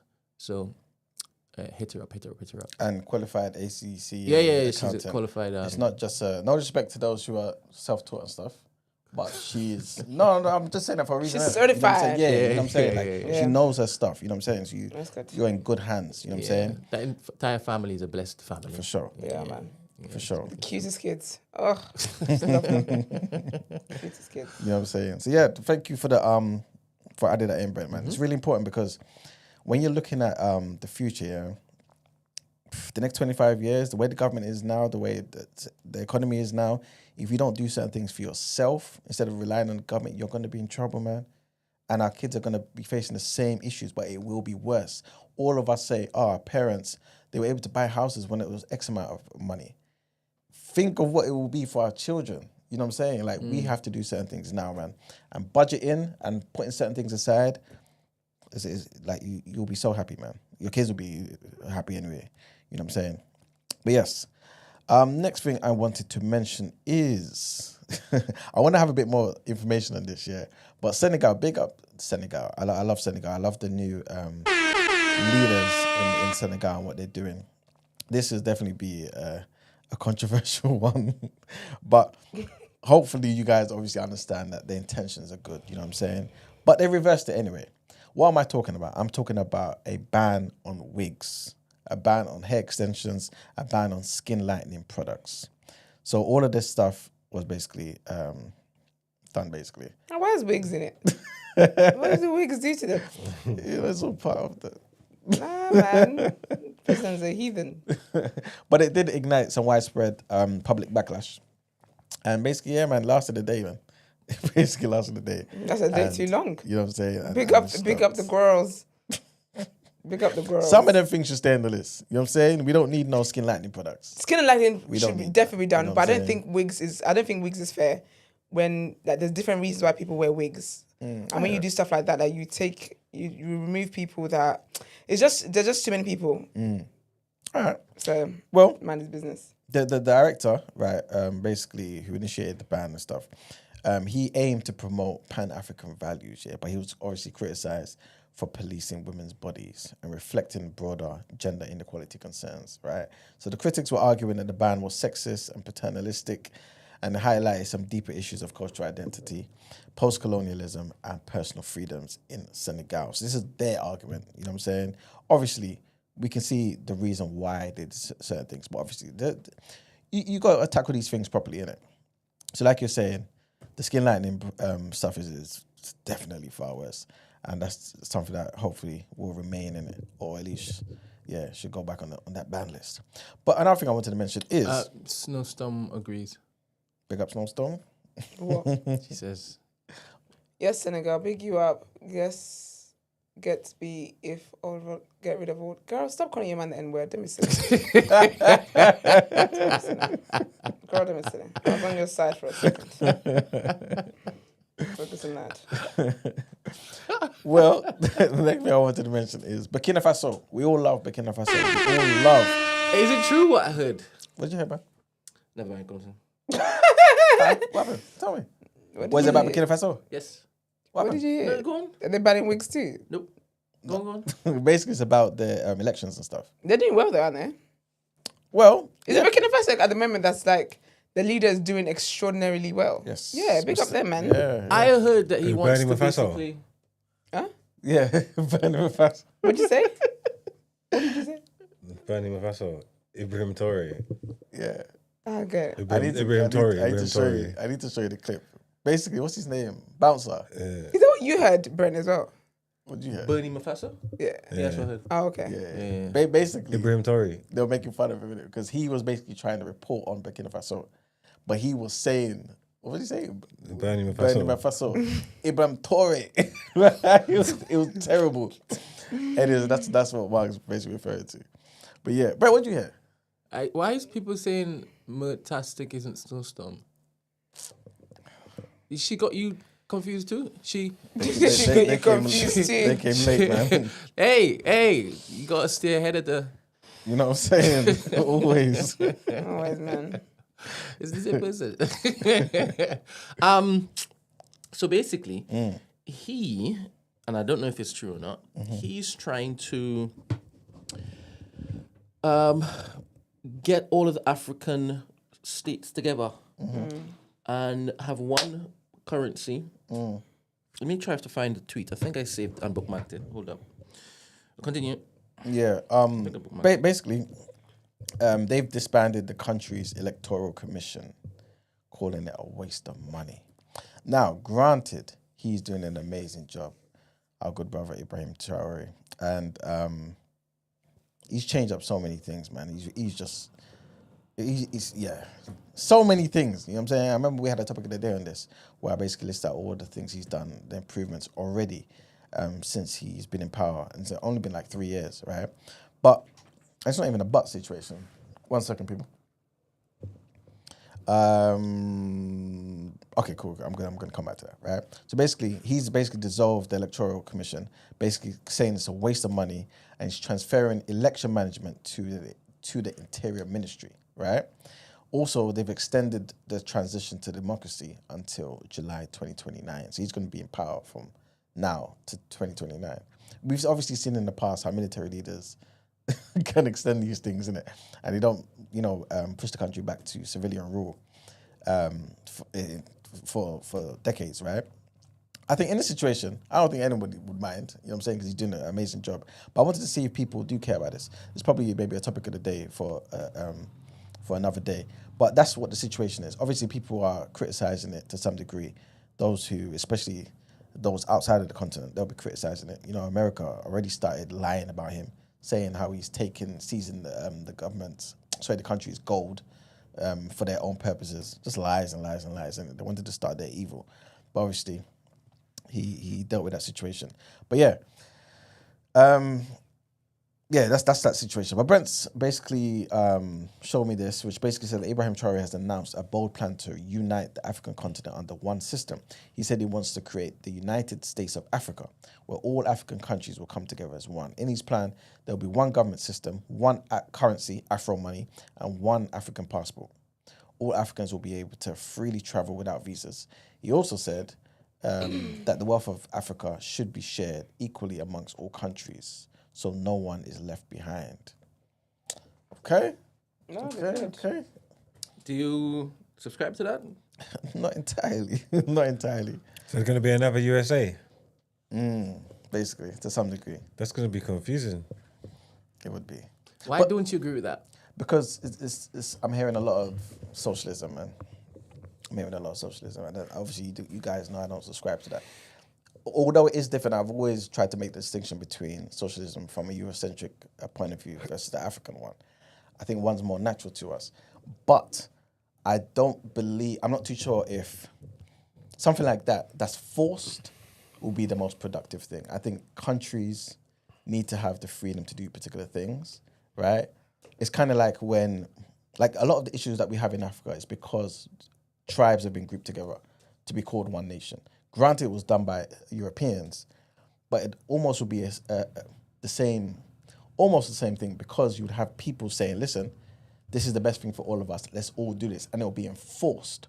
So some people obviously would feel like, wait, I don't want to be alongside this particular group. We should have autonomy. You know what I'm saying? So I believe basically in people being able to be free and be themselves. What I do subscribe to is the whole Pan-African idea that we need to come together in some capacity. It's freedom amongst us all, but we have to work in our overall interests. Do I believe in an overall African currency? I think it would be good, especially if it's backed by something that's tangible like gold. You know what I mean? Like, which was a similar idea that Gaddafi was trying to push. So I think those things would be good. And I understand where he's coming from. I think it is a good idea. I understand where he's coming from. But in practicality and what we would have to give up, I think it may not work. And this is the reason why in a lot of situations, socialism just doesn't work long term. You know what I'm saying? What he's doing in his country is working now. But when you get to a certain level, I think growth will be somewhat stunted, because you can't know the individual needs of the people in your country. And that's what socialism, to some degree, tries to do. You know what I'm saying? So, yeah. But big him up, man. You know what I'm saying? I'm not opposed to particular things if it brings about the betterment of African people at all. At all. Snowstorm says, isn't that what the euro currency is like? Yeah, pretty much, yeah. So you don't agree with that either? I'm not European, man. It's not my business. But again, there's a reason why we still have a pound. You know what I'm saying? Like, we have a pound for a reason. Because if we didn't, we'll be having the euro, and the euro's kind of dead. You know what I'm saying? You don't want to be using the same, no disrespect, the same currency as Greece. We saw what happened over there. You know what I'm saying? That will be your issue. If countries are not carrying, you know what I'm saying, their weight and stuff like that, it will bring certain people down. I think people have different lifestyle choices, that different things that they want to do. Different tribes have different ideas for how they want to live. And if you group everybody in together and make sure that every single thing is tied to each other, it won't be all good. Basically, that's what I'm trying to say. It won't be all good. There's 10,000 plus different tribes, 55 different countries in Africa. You know what I'm saying? One passport, beautiful. One currency, okay, beautiful. As long as I think other countries still have their own currencies as well. Let's start there. But one United States of Africa, I don't know. I don't know. You know what I mean? But yeah, that's just my views at the moment. You know what I'm saying? But I could sit down with the good brother and other people like that and listen to the point. Whatever we all choose, as long as we're all in the same direction for our overall betterment of Africa and African people, putting ourselves, Black Africans, first, I'm for it, man. But yeah, big up our good brother Ibrahim Traore. Next two things I wanted to mention quickly is there were some plans for a controversial Peckham redevelopment scheme, right? And these were rejected by the council after backlash for residents. So I just wanted to say this, basically, to big up the people of Peckham and big up them for basically protesting and saying, no, we don't want this nonsense. And just to show the power in numbers, man. When we actually want to get certain things done, we can get certain things done. So long story short, there was plans for a controversial regeneration scheme in South London, which is offering just 12% of affordable housing, right? That's what they were offering, just 12%. Berkeley Homes, basically, their original plans consisted of bulldozing the 1980s Elsham Centre and the current supermarket to deliver, right? So imagine, that's it's already got purposes, right? And they wanted to deliver instead an 877 home development, of which 270 homes will be affordable, consisting of 185 social rented and 85 intermediate homes, which equated to 35% of affordable housing by habitable rooms. So that was the initial idea. However, December of last year, they amended the plans to redevelop the site by Rye Lane by dropping the number of homes built to 867, right? So they reduced it by 10, 877 to 867, and then drastically reducing the affordable housing element of it. So remember, it was going to be roughly 35% of affordable housing. They've cut that down to 12%. So there will be only 77 affordable homes, 50 of which will be used for social rented homes, and 27s will be intermediate. So obviously, when they're hearing that, they're like, what the hell is this, man? You can't take away the shopping center, take away this, and take away that, just to then have your own thing where you're just renting it to people and continuing to push gentrification and getting the people who originally been there for decades and decades and decades out of there, man. So big up the council, man, for listening to the people and rejecting it. And the last thing I wanted to mention is there were some teachers that were striking. Why? Because there was some Jamaican staff that had been targeted at South London schools. The teachers at a secondary school in South London, they were striking for 2 days. I'm not too sure if they've done the strike already, but basically they will strike for 2 days after Jamaican staff was targeted by their bosses and they were underpaid thousands of pounds. This happening in London, in England, South London, right? So staff at Harris Beckenham will begin strike action on Tuesday. So they started on Tuesday, right? They were complaining about being severely overworked to the point of exhaustion. I went there. Oh, is it? Harris Academy. That's the one. Beckenham. That's the one. I go to the Beckenham or the Bromley. Oh, I went to the Bromley one, but but it's a whole. It's in Bromley. Mine was called Harris Bromley. Okay. But it is in Beckenham. Okay. Because I think mine was Cater Park. Okay. I think that was Kelsey Park or something like that. I can't remember what it's called before they took it. Okay. But it's all part of the same like federation. Yeah, basically, yeah. Then I went to the one in Crystal Palace because mine didn't do my subjects. It was the whole thing. Dark time in my life. Shouldn't have left Willers. Shouldn't have left. But yeah, so this particular federation, yeah, this academy chain is the second largest one in the country. And yeah, man, previously they've come under fire after being accused of paying Jamaican teachers less than their British colleagues. What the hell is going on? Insane. So yeah, man, the staff was striking. And them kids are very diverse as well. Them black teachers are the one keeping it going. Respectfully. There you go, man. So yeah, man. Yeah, that's pretty much it. The union, the NEU, the National Education Union, basically, they said that the academy chain actively recruits overseas trained teachers from Jamaica who come to the UK on work visas. So they're getting the good, solid, disciplined teachers from abroad, but paying them less. You know what I'm saying? And yeah, diabolical. But yeah, that's pretty much it, man. Yeah, for the People's Journal. Okay. Well, let's get into asking for a friend quickly.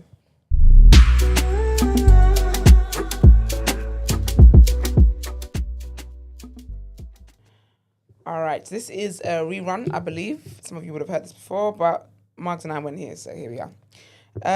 So this person is a woman, I believe, and age 30. This is a dilemma I've been thinking about sending in for a very long time. I've been grappling with myself on whether to send it. By the way, this isn't your resident creative writer who sends in fake stories. This is my real life, and it's also a bit of a shocking, traumatic story. Please don't laugh at me. If you can read this on a day Esther's in, this would be much appreciated. So I, female 30, was heavily in the church at around 18, 19. I met someone at the church. We just clicked instantly. We were kind of inseparable straight away. Anyways, we started dating and then made it official. We then started to talk about marriage 2 years in, but our parents were adamant we both needed to finish uni. So we did exactly that, finished uni, and we both landed great jobs in the city. We then got married. It was all smooth sailing. We traveled a lot, we shared a lot of hobbies, and spent a lot of time together after work. All great stuff until one day, 2 years into the marriage, I got seriously sick, as in all sorts of symptoms from fatigue, general pain in my entire body, and a number of other symptoms I wouldn't share. I went to the GP, who lo and behold told me I had contracted genital herpes. I have only been with my husband, so I rushed home and looked through his phone. This is when I found out he was cheating on me with not one, not two, but multiple women. I collected my stuff and requested a divorce. Anyways, it's been 5 years since this divorce now. Initially, I threw myself into work, therapy, hobbies, anything to overcome this madness. I've only dated one guy since. He was a doctor, so I confided in him and he quickly ghosted me. I don't blame him. I wouldn't I wouldn't stay with someone who told me they have herpes too. But I now think my dream of having kids is done. So it's potentially meeting someone and marrying again. So my question is, what would you do in this situation? Is there any hope? Do I give up on the idea of potentially meeting someone? Sorry for the long dilemma, by the way, and thank you in advance. This is very sad. Hope isn't lost. I definitely don't think hope is lost. I'm not saying this to reduce those people's experiences or like to make fun of their illnesses, but there's people with HIV and AIDS who are married, have children, and live healthy lives. They take their medication, all that kind of stuff. I'm not sure what treatment for herpes looks like. I know that certain STIs in women is just so like, it can be permanent, but I'm not sure if herpes is a permanent thing. It is. Yeah, it's definitely permanent. But then, is there like medication you get to suppress it so someone else can't catch it and stuff? I think so. There would be, wouldn't There's times when you can't like have sex and stuff. Yeah. Oh, okay. Because like you flare up and stuff. And, Oh, really? But then there's times when it goes where it's dominant and you can be like normal. I would have sent that man to jail. Would you tell someone? Or do you have to... Someone I'm dating? So it would depend. I think sometimes when you're dating somebody, I think sometimes you look too ahead before you're there. So it sounds like you're a Christian. I hope you're still a Christian. I think if you've wandered away from the faith because of everything that you've been dealing with, I would definitely, and I'm sure you're expecting this from me, I would encourage you to get back into your faith. I think it's great that you've done therapy. I think it's great that you've carried on being productive like with life and not let it beat you, basically. I think that's good, but I also think that you should draw and build your relationship back up with God. I think that would really, really help you, and that's where your hope will come from. There's definitely hope for you to be with someone. There's definitely hope for you to have children, if that's God's will for you to get married and live a very full and beautiful life, and for you to meet somebody who understands that this was something that someone did to you and not something that you did. Do you know what I mean? Not something that you got by being irresponsible, or something that you brought on yourself. Like this happened to you and you were being faithful in your marriage and the other loser wasn't. Do you get what I'm trying to say? So I definitely think there's hope. I can never say there's no hope. There absolutely is. And I'm not even saying that just to make you feel better. Again, people who have terminal illnesses and like HIV and stuff that there's so much stereotype and people think they can just catch if they're standing next to them, have partners and they have very beautiful lives. And some of the partners don't even have the HIV or the AIDS. I don't know which one it is that you can't contract. So don't get caught up in the details, the rest of you. But do you get what I'm trying to say? So I would definitely say there's hope. They got medication to suppress the HIV as well, innit? Yeah, they do. Yeah, they if do. You're So on as the long as you take medication, it. it doesn't even show up. Yeah, it doesn't. Yeah, as long as you. If you're on your meds and you take the test, it doesn't even. Yeah, you're good. So you can't even read negative. Basically. You can't even pass it on. Basically. No, you can't. Basically, yeah, you can't pass it on. So there's definitely hope. I'm sure there's medication as well for the herpes and stuff. Excuse me. Let's just focus. I'm sure there's medication and stuff for herpes and stuff. But I would say that when it comes to meeting somebody and telling somebody, there's just certain things that you need to know the right time to tell people. And I think that doctor was a mug. Like, I get that it's something that you might not want to be with, but there's nothing wrong with having a conversation with someone and say, do you know what, this is hard for me to deal with. And I don't know that I have the capacity to deal with this. Yeah. Especially you're a doctor. These are people they're giving degrees to these days. That's crazy. But yeah, I would say that when it comes to you telling people, wait for the relationship to get to a certain place. And that's something you actually have to pray about. And you will just know who you should feel safe with. Because you know when you date people anyway, it's not everyone that you date that you end up liking or that you end up wanting to spend the rest of your life with. Do you know what I'm trying to say? So get past that stage where you feel like this is actually somebody that I could spend the rest of my life with and they have character. Don't tell people in the talking stage, in like the getting to know them stage. I just don't think it's something you should say so early on, because it is your private business, especially if it's something that as well that they may not be able to catch.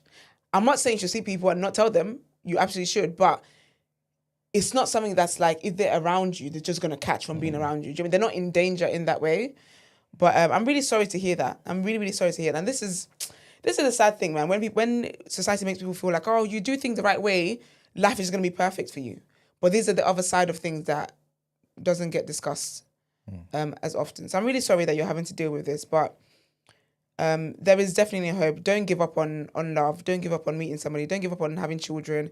And there's also many other ways that you can have children as well. Even if you were to meet somebody, and there's many options available these days and stuff like that. So, yeah. Go with it, man. You have it the natural way, the way you want. The way always you want to intended, as well, man. exactly. So honestly, I feel you'll be fine. Honestly, you'll be fine. It is a lot to deal with, and I think considering it's a lifetime illness, it's okay that you haven't dealt with it in 5 years. Like 5 years compared to the rest of your life, by God's grace, a long life is very short. Do you get what I'm trying to say? And I feel like you're gonna go through different waves, but I would say defo stick with therapy and yeah, like still try and live your life and enjoy your life the best way that you can. But yeah, he will have the day that he deserves for sure. Well, that's it. All right, Perfect. Love and light, babes. Do you want to do the second one or? Yes. Okay. Second one is also from a woman, and she's age 30. I am a high-earning black Nigerian woman living in Dublin. I thought Dubai. My bad. Sorry. Living in Dublin, and I'm considering moving to London in the hopes of finding someone to settle down with.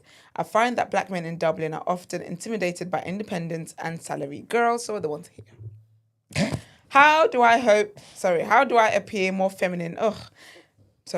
I currently have a hatred for femininity content. I'll talk about that another day.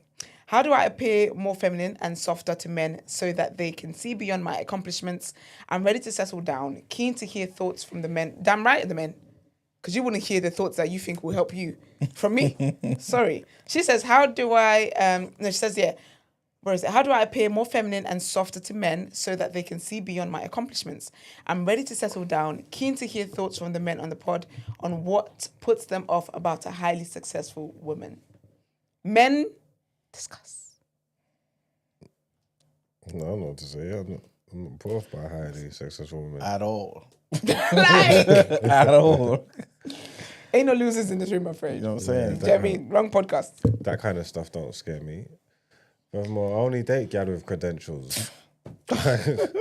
As you should, King. I'm saying that. As you should. I know that's right.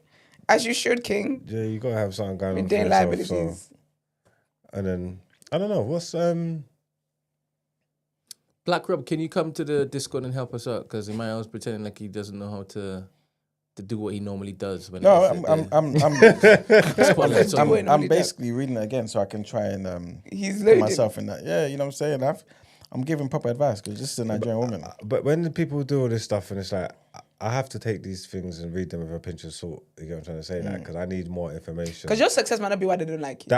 You know what I'm saying? That I might get not you. be the reason. Everybody's We're talking here. about, I'm so great, I'm so successful. I'm just the best thing since sliced bread, and they're all just so intimidated by me. Yeah, that. And it's just like, Might not be that. that might not. I don't want to say Do you anything. flaunt your wealth? Do you make people feel small because they haven't achieved as much as you have?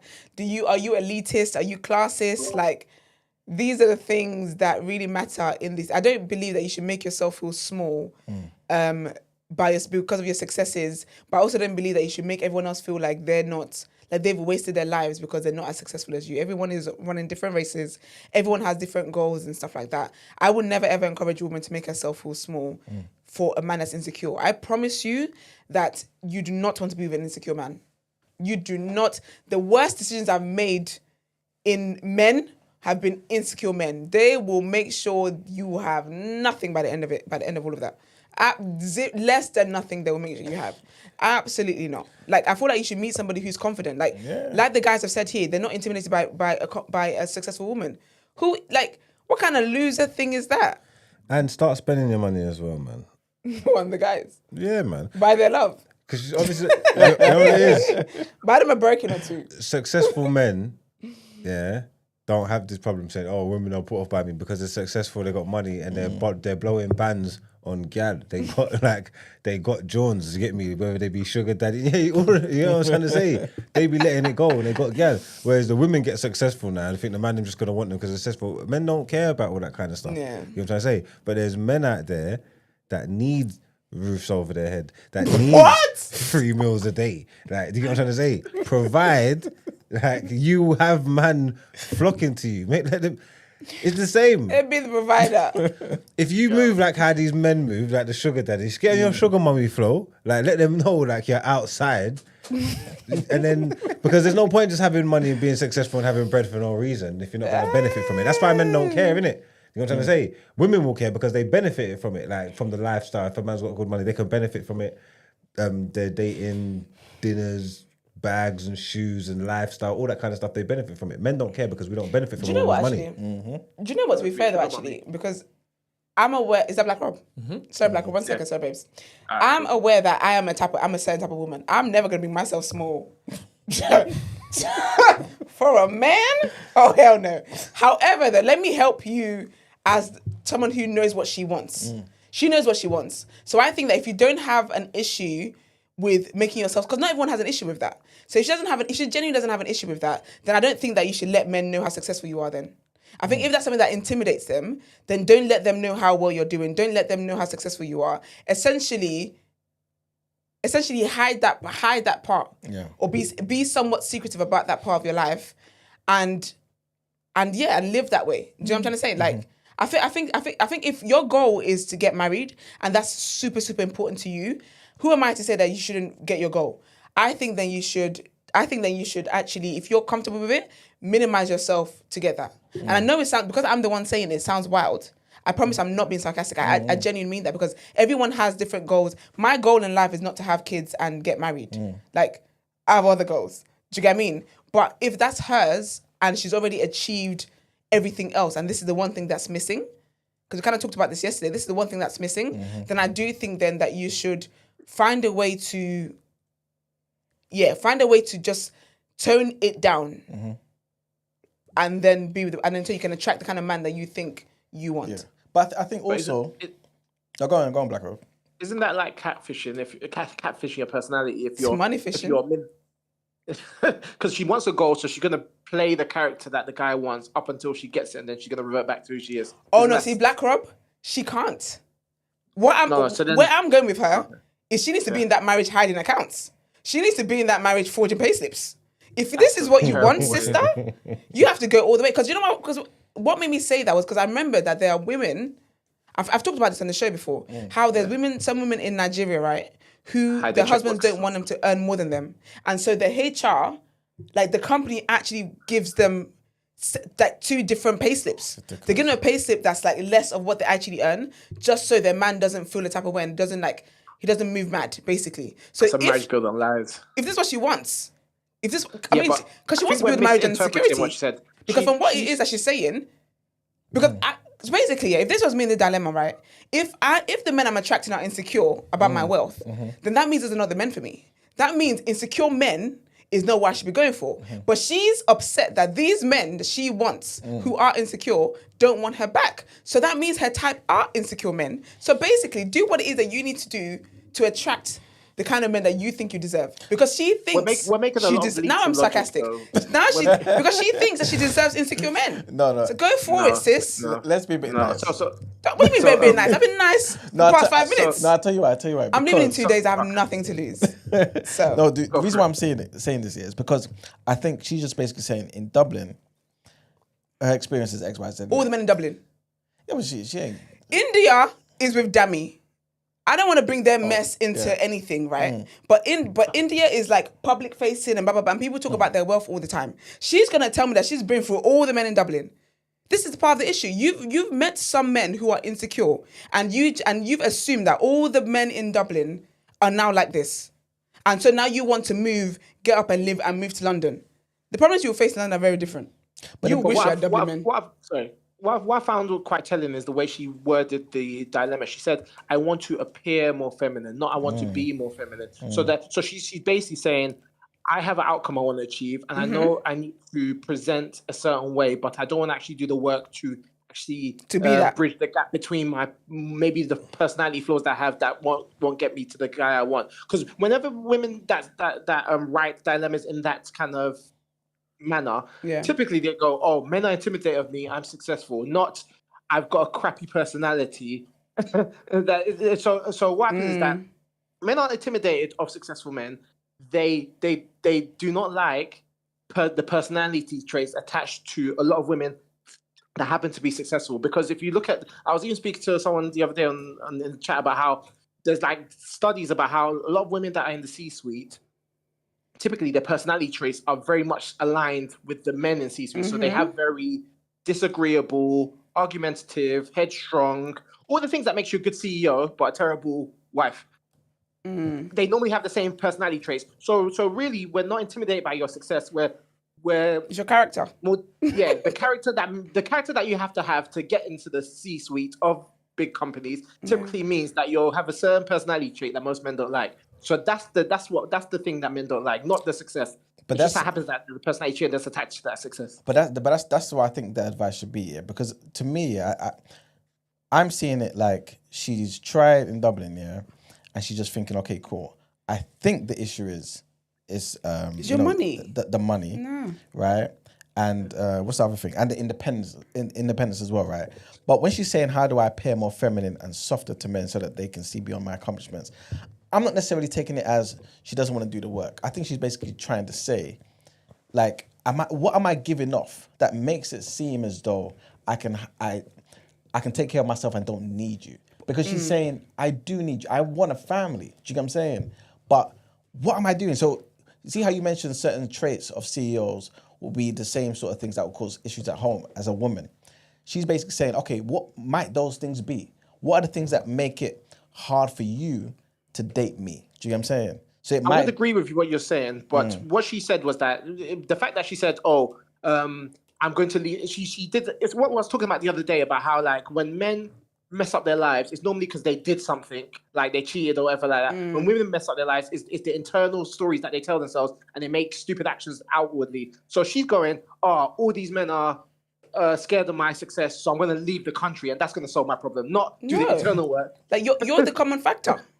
Exactly. Running away ain't gonna. You're still the problem. You'll just be the problem in another country. Do you know what my issue is though? Because this is I hate this. I hate this wave of feminine content of let me teach you all these stupid coaches. Let me teach you how to be more feminine. Let me show you how to be more feminine. What does being like? What does that mean? What does that mean? Like, how does she want tips to be more feminine if you've then said that the men are intimidated by your wealth and your independence? So you think being feminine means that, what does that mean? You're broke and a burden. Like, I don't understand the link.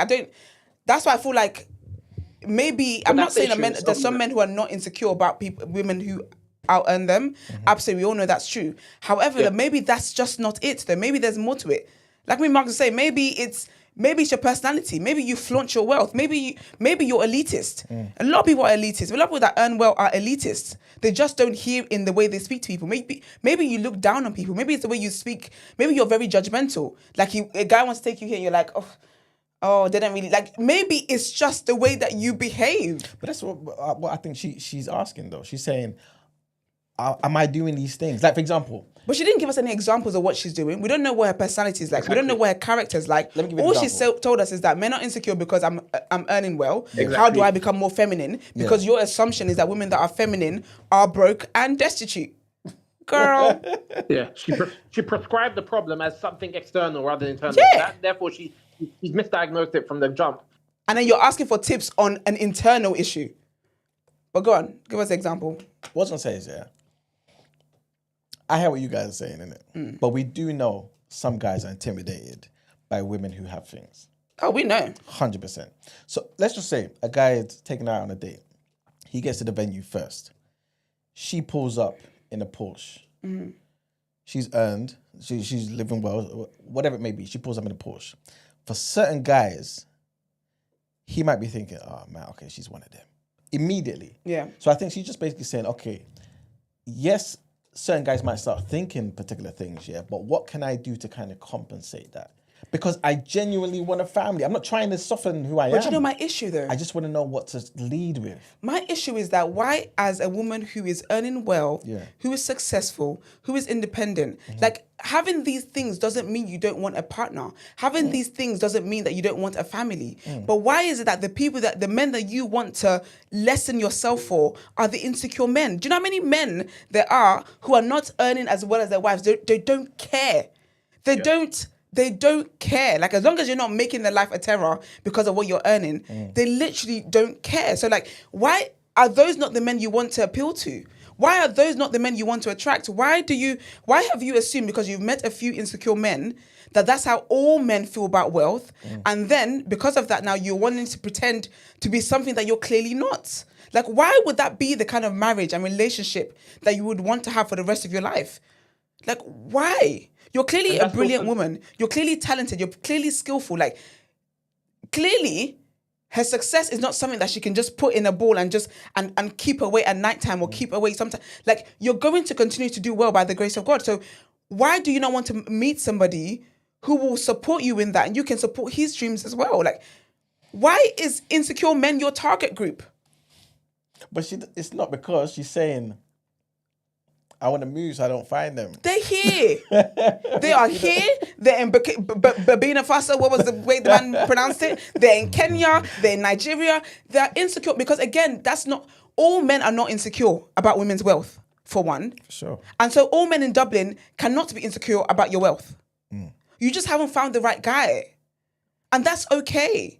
You can't date 3 men and then assume that based off that data, it means that you need to then... Like, it means that's how all men are. And all men are therefore then intimidated by your wealth. She might actually be the nicest person we might ever meet. She might have a lovely character. She might be lovely, but it's just like you've met the wrong men who feel insecure about your wealth. I don't know. But again, I'm a different type of woman, child. Because I'm trying to be with a man who's happy I'm earning a lot of money. And then go and what play you said golf, about baby. them femininity coaches, what I found is that it's even more scary times for guys as well, in the sense that because they understand what certain men want, they know how to cosplay as that until they get the marriage. Like, so that's why when she said appear more feminine rather than be, that was a red flag to me, because I was like, okay, so she wants to know how to dupe the right guy for her until she gets what she wants. I hear what you're saying. I understand what you're saying, but I think that's also a bit unfair, innit? Because men, we can do the same thing. A man can say, you know what? Look, I'm looking to settle down. And they do. What traits? should I try and put forward to attract more women? And to love bombing. I don't think that's necessarily trying to trick women into something. That's insane. It's not. It's tricking them. No, it's the man saying, I want to be a better man. But those traits are good things. But that's what Black Rob is saying. But Black Rob is saying that she didn't say that though. She said, how do I cosplay a feminine woman? She didn't say, how do I become a better woman? She said, how do I... Means. No, Manuel. No. All right, cool. She said what she said. She knows what she means. Appear more feminine. Appear more feminine is a wild... And also, I think men should be upset by this femininity movement, because all that means that they're demanding masculinity from y'all. And that's more pressure than you guys say you're already facing. I hate this femininity movement. Out there, and they think it's all about wearing pink. The problem is that you can't tell the difference between the ones that are, as I said, just cosplaying and the ones that are genuine about, like... But the thing is, it's so mad because, like, we strayed so far from stuff that was innate to us. There's guys that are way more feminine. I kind of feel sorry for them, because half of the people that write in are always writing in about, I don't know how to speak to a girl. Do you know what I mean? Don't mock them. Yeah, hold my money. You're not in the same Terrible group chat that they're in. You are privileged. I actually feel sorry for them. And then you have this girl on the other end. It's like two ends of the spectrum. Girls are getting more masculine, men are becoming more feminine. It's like you have to relearn the stuff that should have been innate within us. Everyone's a clown. That's my advice. Girl, keep earning your earning and just enjoy life. Don't flaunt your wealth on people. Maybe start therapy. Start looking inwards. If you have some friends who can be honest enough with you, just tell them what they truly think about your personality, your character, and whatever the case is. Ask your male friends. Also, ask your male friends if you've got any. Ask your female friends if you've got any. Like, just ask people. If you're cool with any of your exes, I know some of you like to do things like that. Go and ask them. Give a little survey and say, how was dating me? What was it? Do a Survey Monkey situation. Ask them feedback on how they dated you. But honestly, I just would never advise a woman to just lessen the fact that you're earning well. And also, aren't there men in your field as well? But then again, some men love a project. They like the breakies, so fair enough. It's tricky. You know what, yeah? Tell us if we've got certain things wrong. Give us an example, because obviously... Do it before Friday, because after that... exactly. If you could do it tomorrow. But then again, I don't think she like my advice, so actually do it on Monday. No, but she might side with what you're saying. But But give us more details. If you can, give us an example of when you date someone and you believe, the reasons why you believe they were intimidated by your independence and financial prosperity. You know But what I I'm will saying? also say maybe it's time to join Black London Twitter so you can see what the girlies are thinking about the London guys. It's like when girls think they can move to Nigeria and they find a husband. I'm like, oh. So you think the single girls in Nigeria, what do you think? They just have no game? Sure. See how that works out. But yeah. All right. Thank you, guys. Thanks, Black Rob. Thank you, All Black right, Rob. All right. Let's do the last set of headlines. We ain't got much time. Wait, is there another one you put in there, Brent? Or that for tomorrow? I guess we leave it for tomorrow because I'm not going to be sharing anything with Esther. Oh, no. Speed it up. So let's leave it Yeah, tomorrow. we'll do that one tomorrow. Cool. All right. Headlines, Brent. All right. I have to send my...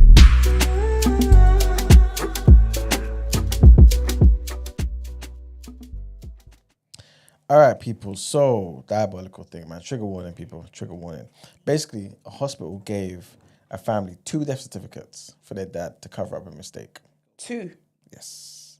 So basically, the family of a man who died after heart surgery at Castle Hill Hospital in Hull said the hospital issued 2 conflicting death certificates to cover up serious medical failures. So Brian Holmes, who was a 73-year-old military vet, died in 2019 following a TAVI, right, which is a transcatheter aortic valve implant procedure, a less invasive alternative to open heart surgery. His family was told the valve had become stuck and complications led to bypass surgery and hemorrhaging before he died. However, a damning RCP review, Royal College of Physicians review, unseen by the family until now, reveals that the valve was placed incorrectly, causing it to dislodge into a major artery. The review describes a very poor care throughout his treatment, criticizing every stage from planning to death certificate. Initially, the hospital issued a death certificate citing pneumonia and a failed TAVI.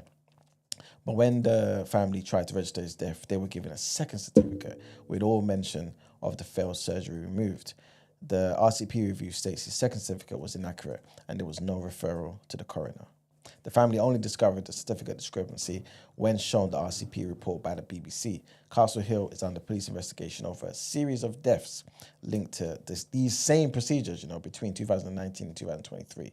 The hospital's mortality rate for TAVI patients is 2.2%, which is well above the UK average of 1.3%.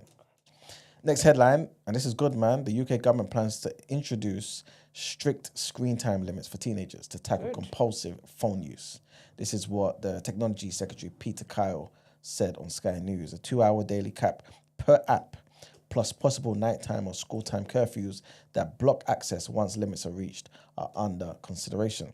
A survey of 1,000 teens, mostly between 14 and 15, found 40% spend 6 or more hours daily online, with many encountering inappropriate content and contact from strangers. That's another thing that's crazy to me, that young people, 14, 15, are getting contacted by maniac animals. But then they just basically have like pictures of like people, like their age mates. So they think they're just talking to someone else from another school, but their friends and stuff. I thought that you have to look for that, though, innit? Because I don't think I've seen people's pages of teens. Yeah, because you're not a pedophile. Yeah, that's their algorithm. Anyway, Kyle said parents often feel powerless managing kids' online habits and wants to help families regain control. New rules tied to the Online Safety Act will use age verification tech like facial recognition or ID checks to enforce limits. While TikTok already has a 60-minute limit and reminders, Kyle says stronger measures are needed for a healthier online experience. The announcement is expected this autumn, aiming to protect teens' mental health, their sleep and safety by reducing excessive and harmful screen time. And our last headline, newly uncovered photos and videos confirm Jeffrey Epstein attended Donald Trump's 1993 wedding to Marla Maples at the Plaza Hotel, a fact that wasn't widely known before. Footage from a 1999 Victoria's Secret fashion show also shows Trump and Epstein socializing. Everyone knows their friends. Yeah, like they're buddies. So it's no big deal, isn't it? These discoveries come amid renewed scrutiny of Trump's past ties to Epstein, whose criminal allegations date back to 2005. Trump's relationship with Epstein began in the 1980s, with both regularly attending social events in Palm Beach and New York. They had a falling out in the mid-2000s, reportedly over a real estate deal. Trump has never been accused by authorities of wrongdoing related to Epstein. In 2002, Trump described Epstein as a terrific guy who liked beautiful women as much as I do, some reportedly younger. Trump also flew multiple times on Epstein's private jets. Photos also show Epstein and Trump's children at social events and at a charity fundraiser with Epstein's associate Ghislaine Maxwell and also Prince Andrew. Following a report on a birthday message to Epstein, signed by Trump in 2003, the Justice Department pledged to release grand jury materials related to Epstein. Trump denied writing the note and has sued the Wall Street Journal for libel over the report. White House officials dismissed the new photos and footage as out of context and part of fake news narratives. Sure. And that's it for the headlines, people. Let's get into the reaction.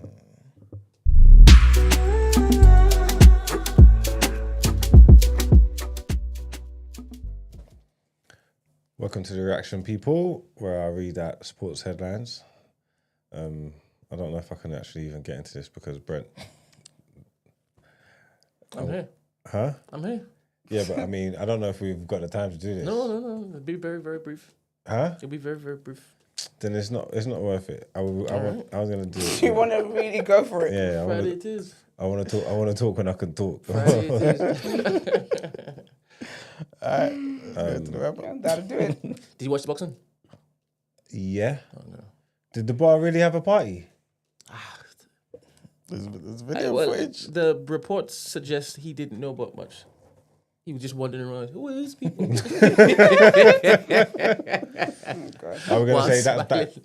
Are we gonna use that as an excuse as to why he lost? No, you can't.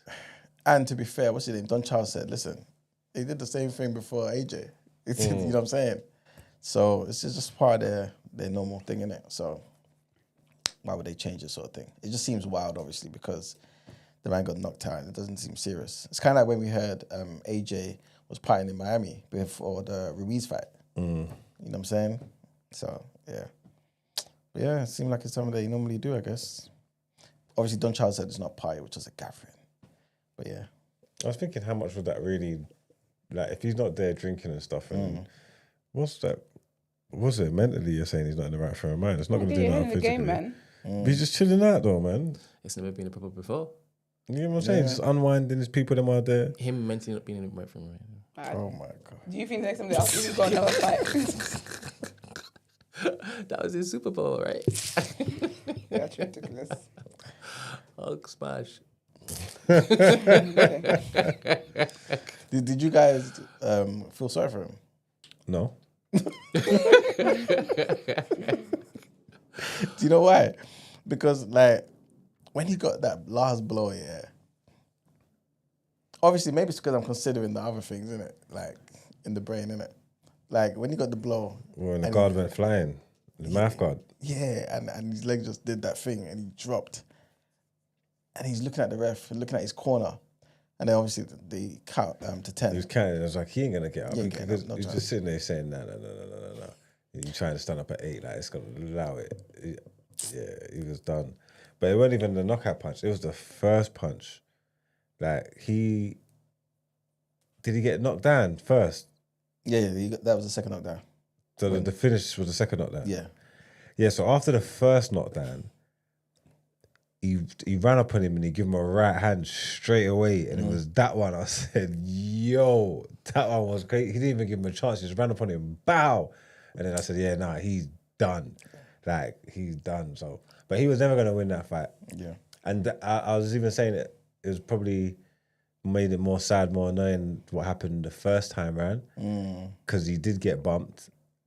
And that was his opportunity because he's never going to get it again because he weren't. Like, you know what I'm trying to say? Like, that was a free punch. He ain't going to get that again. He ain't going to beat him.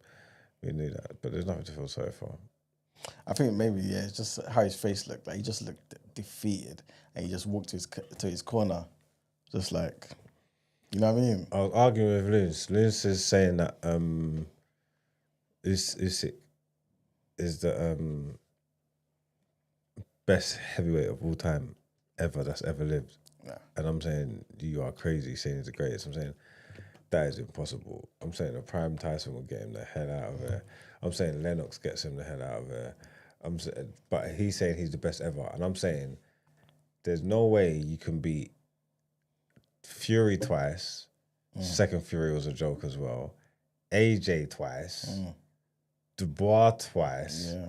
And Bellew, Chisora. And Chisora. Yeah. That's your resume. And you think that resume is giving you the best heavyweight that's ever lived. I'm not hearing that. And I don't care. Obviously, I get it. He's a cruiserweight bad boy. He's doing a lot. He's undefeated. He's beating everyone. But that resume can't give you greatest of all time. Not for me. You know what, yeah? You make a good point, because when Ed called up, we had a discussion here. I think he's top 10. But that's a good point, because I think maybe the argument should be he's one of the best pound for pounds of all time. But as a heavyweight, he only had 7, 8 fights. Yeah. Tyson, Lennox, Klitschko, all these men had all their fights at heavyweight. So they're reigning for decades. Sorry, not decades. But they've been there for 20, 30 plus fights at heavyweight. He's come in dominated like nobody before, well, nobody in the last 25 years. But as a heavyweight, just a heavyweight, I can understand why someone says, okay, he's not the best heavyweight of all time or top 10. Because as a heavyweight alone, he hasn't done what they have done. You know what I'm saying? But I think pound for pound, he's definitely one of the best. To me, anyway, I think he is. Yeah, he's cold still. Definitely. Too dynamic. And I think he beats a lot of some of the great heavyweights. I was saying the other day, I think he beats Foreman, man. I think he beats Foreman. I think he does, man. I think he beats a lot of these guys because of his movement. You know what I'm saying? He's a very disciplined guy. And I think he can get around people who have amazing punching power. You know what I'm saying? But yeah, he's a serious guy. He's a serious guy. All right, well, let's wrap this up. I can't get into football news because Brent won't allow me to. You could do it. I can't. You actually, we're here now. Yeah, okay. Esther's doing a meeting here. Oh, so you're cool? Yes. Yes. You guys are ridiculous. He's going to talk about one more. Who, Big Brian? Big Brian. Big Brian. Big Brian. Big Brian. I think that was That's a good signing. Oh yeah, I think that's a dope signing. Yeah, it is. I think we've started off well. We've done good business. Yeah, There's still a long time to go in the window. We saw some people bringing a 9, bringing a midfielder, and what they said, looking at goalkeeper as well. I think if we can do that, we'll be in good stead. You know what I'm trying to say? I think it's. But I really want to talk about Arsenal, man. Arsenal Football Club, man. Because your expectations should have changed, I'm guessing, because obviously we've spoke about this and your expectations was only going to change if you was provided with the tools to do what you needed to do. And obviously it's been delivered. Yeah. You know what I'm trying to say? There's no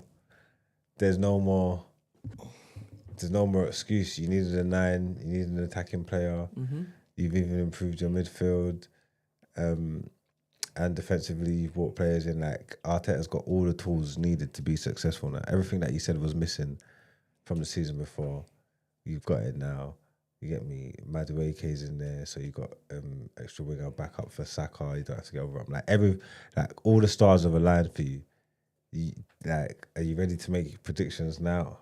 Am I ready to say that we're going to win the league? Yeah. Or am I ready to say I expect more than we've delivered so far? Anything more, you finished second 3 times in a row. More than what you've delivered has to be first. You would expect to win the league. That is a crazy statement to make. You finished second 3 years in a row. And if you expect more than what you've delivered in the past, that's first. That's the only place left up for grabs. Yes or no? I mean, I can say that I expect more than we delivered before because we now have different tools to deliver in certain games that we couldn't before. So in that sense, those particular games, I expect more from those particular games. I don't expect us to pop down on a low block. Do you understand? So I can say that, but factors have happened around us.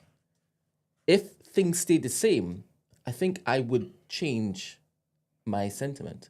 I would say, if you don't win, and because nobody changed around, if you don't win, you got no excuses. You can't come out and give any excuses. Arsenal fans, deluded, can't give any excuses.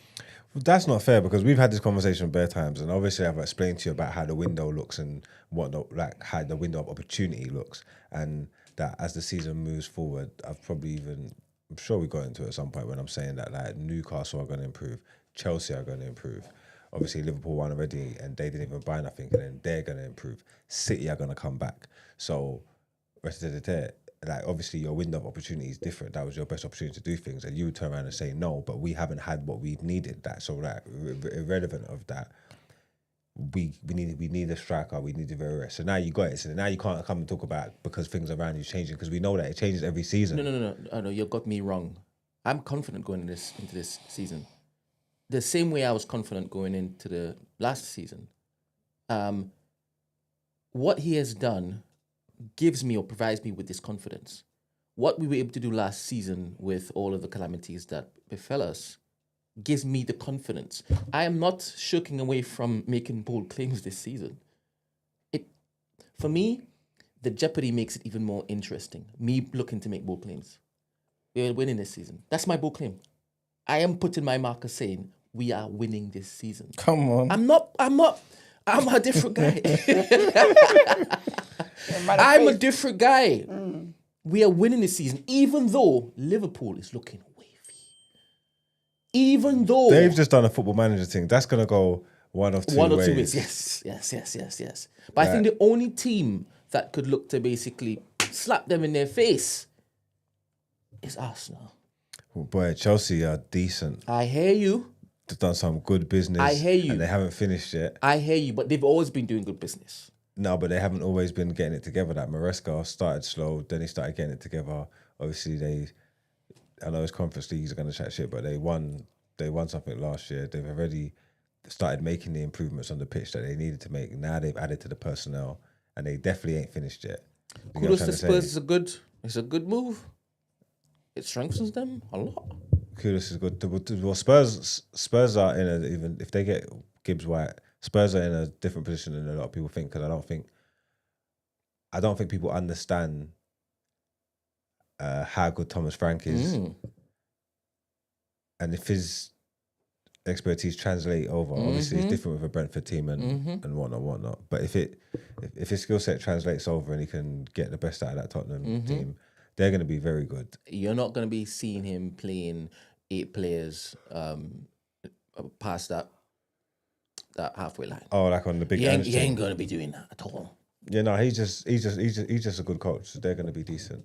I don't think they're going to be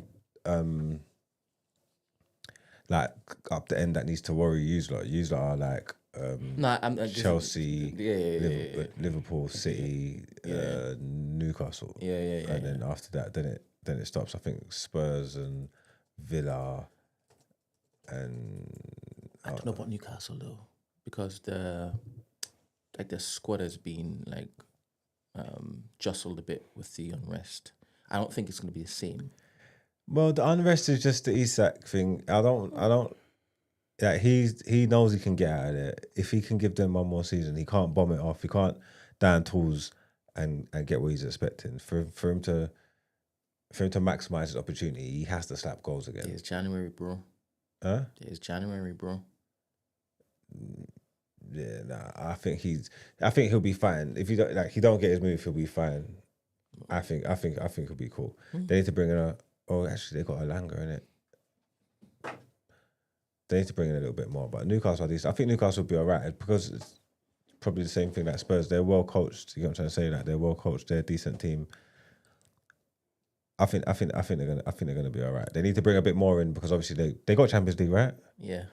Yeah, so the squad needs to be a bit bigger. Yeah.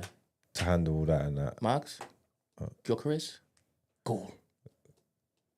That's all I'm gonna be saying. Gyökeres, goal. I'm confident. Boy, top scorer in Europe. I'm confident. Do you think he would have been better off with Sesko? Yes and no. I mean, I think we would have still been. I was still been confident to say yes, we're winning it. And I guess I like the fact we've gone with Gyökeres because Arsenal fans who are deluded can't now come to say he's a project. No, bringing in a hitman. Just give him the ball where he can put it in the back of the net, and he's going to put it in the back of the net. Gyökeres, goal. He's doing the Gyökeres pose.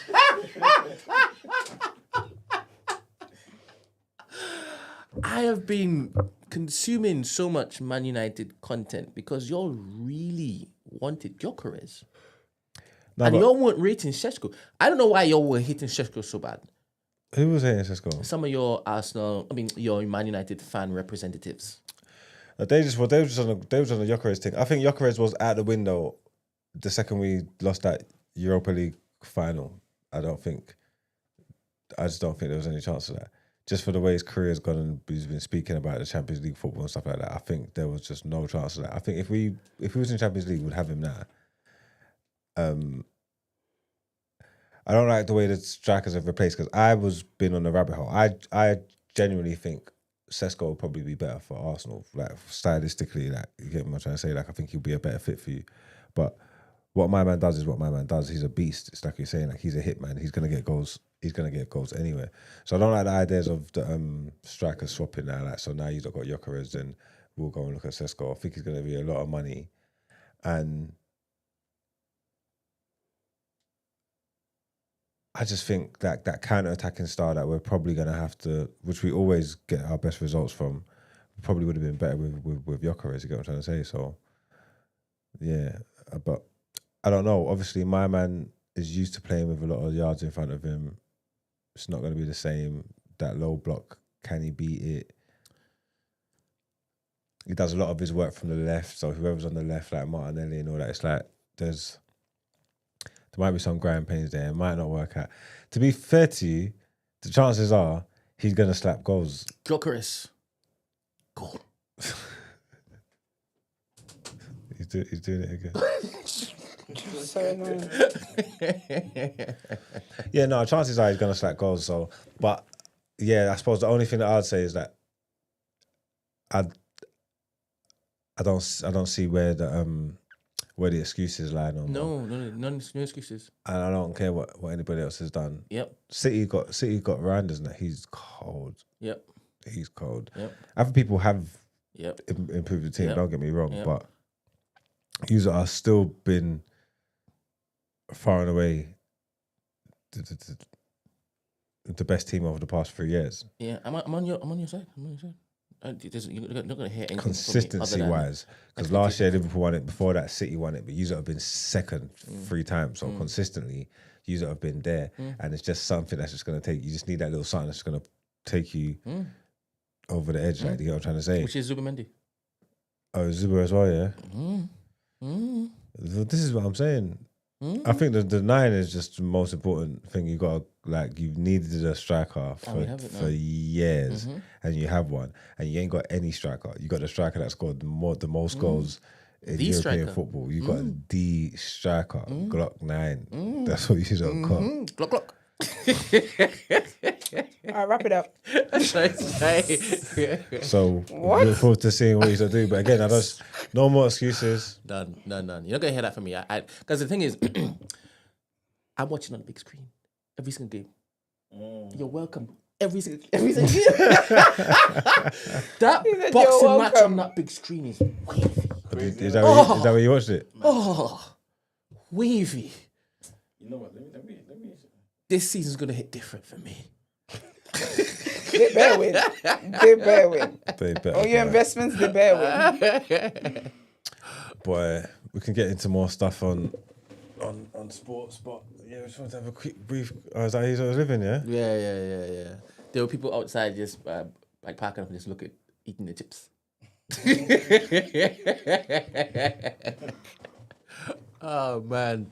So I'm there. Marks, I'm there. Well done, Arsenal, man. Well done. I'm there. On a good window, but I think It was a surprise for me. It was a surprise. I actually thought we would have just ignored all of the reason and the sense nah, and the logic. It was bait, man. You're always gonna get a striker. It's just about who it was No, gonna be. I understand that, but it's just who it was, isn't it? No, he's done well, man. Moral of the story. No more excuses, guys.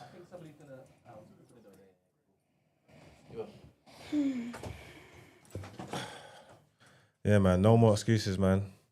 Get it done, man. And if you don't, well, then again, you've got the squad now, so buy him more time. If you don't win the league, there's no way you're Arteta out, innit?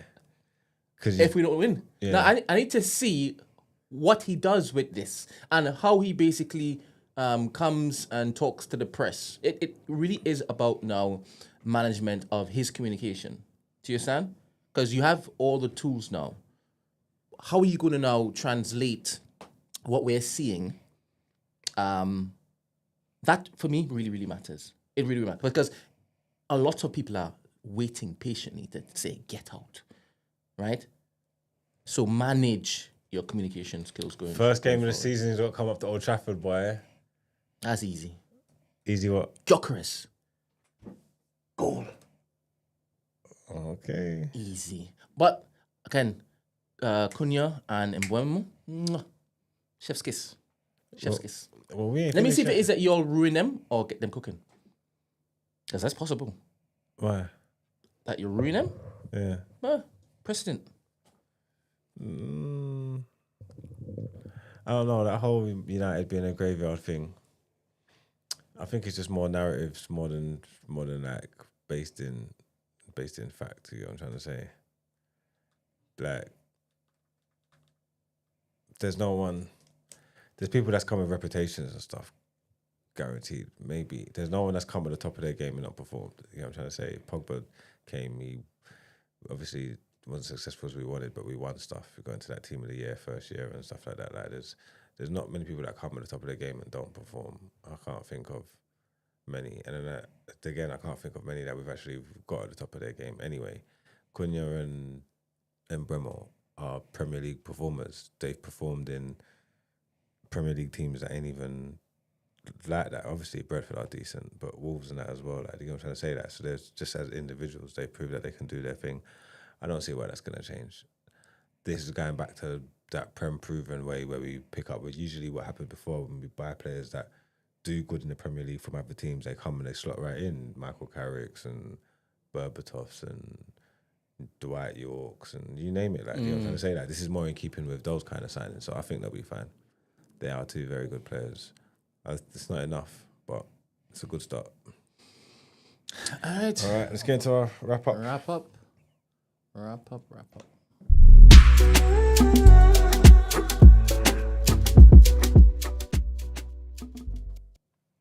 Di Maria weren't at the top of his game. He was trying to find himself. He was getting games in midfield in Real Madrid and all. That's why they even let him go. That's a lie. What is the top of Lukaku's game? Guy's got a touch like a... Anyway. So cool. All right, people, it's been a good show, man. Thank you for tuning in as always. Today we spoke about the UK borrowing more as inflation adds to debt bill, and Rachel Reeves is getting a headache because of it. We also spoke about the proposed measures outlined by the Cabinet Office and how certain things will apply to NHS trusts, councils, schools and government agencies. We also spoke about the political brawl over Epstein files and how that sent the US House into early summer recess. We spoke about the police having to attend to a protest outside of a London hotel, which will house asylum seekers. Topic of the day, we spoke about why black perception still feels like survival. You know what I mean? And we also spoke about how Portugal has supported, well, at least they've shown their support for Morocco's autonomy plan for Western Sahara. We spoke about how a poll has found that 1 in 4 German startups could leave because of a lack of capital. And we spoke about the DR Congo, man, and what's happening over there with rescuers having to dig with their bare hands to help trapped miners. And we spoke about how a hospital, which seems to, for some reason, keep making these same mistakes with regards to TAVI procedures, and how they gave 2 death certificates for a man, basically to cover up their mistake. Spoke about the government and how they plan to introduce strict screen time limits for teenagers to tackle compulsive phone use. And, of course, spoke about the football and all that in the reaction, and for asking for a friend. We spoke about a couple things. And, yeah, man, that's pretty much it. Have a good day, people. Have a great Wednesday. Stay Follow us on blessed. socials. Like the Yeah, video, man. please. And we'll see you guys back here tomorrow. By the grace of Alright. God. Peace. Later.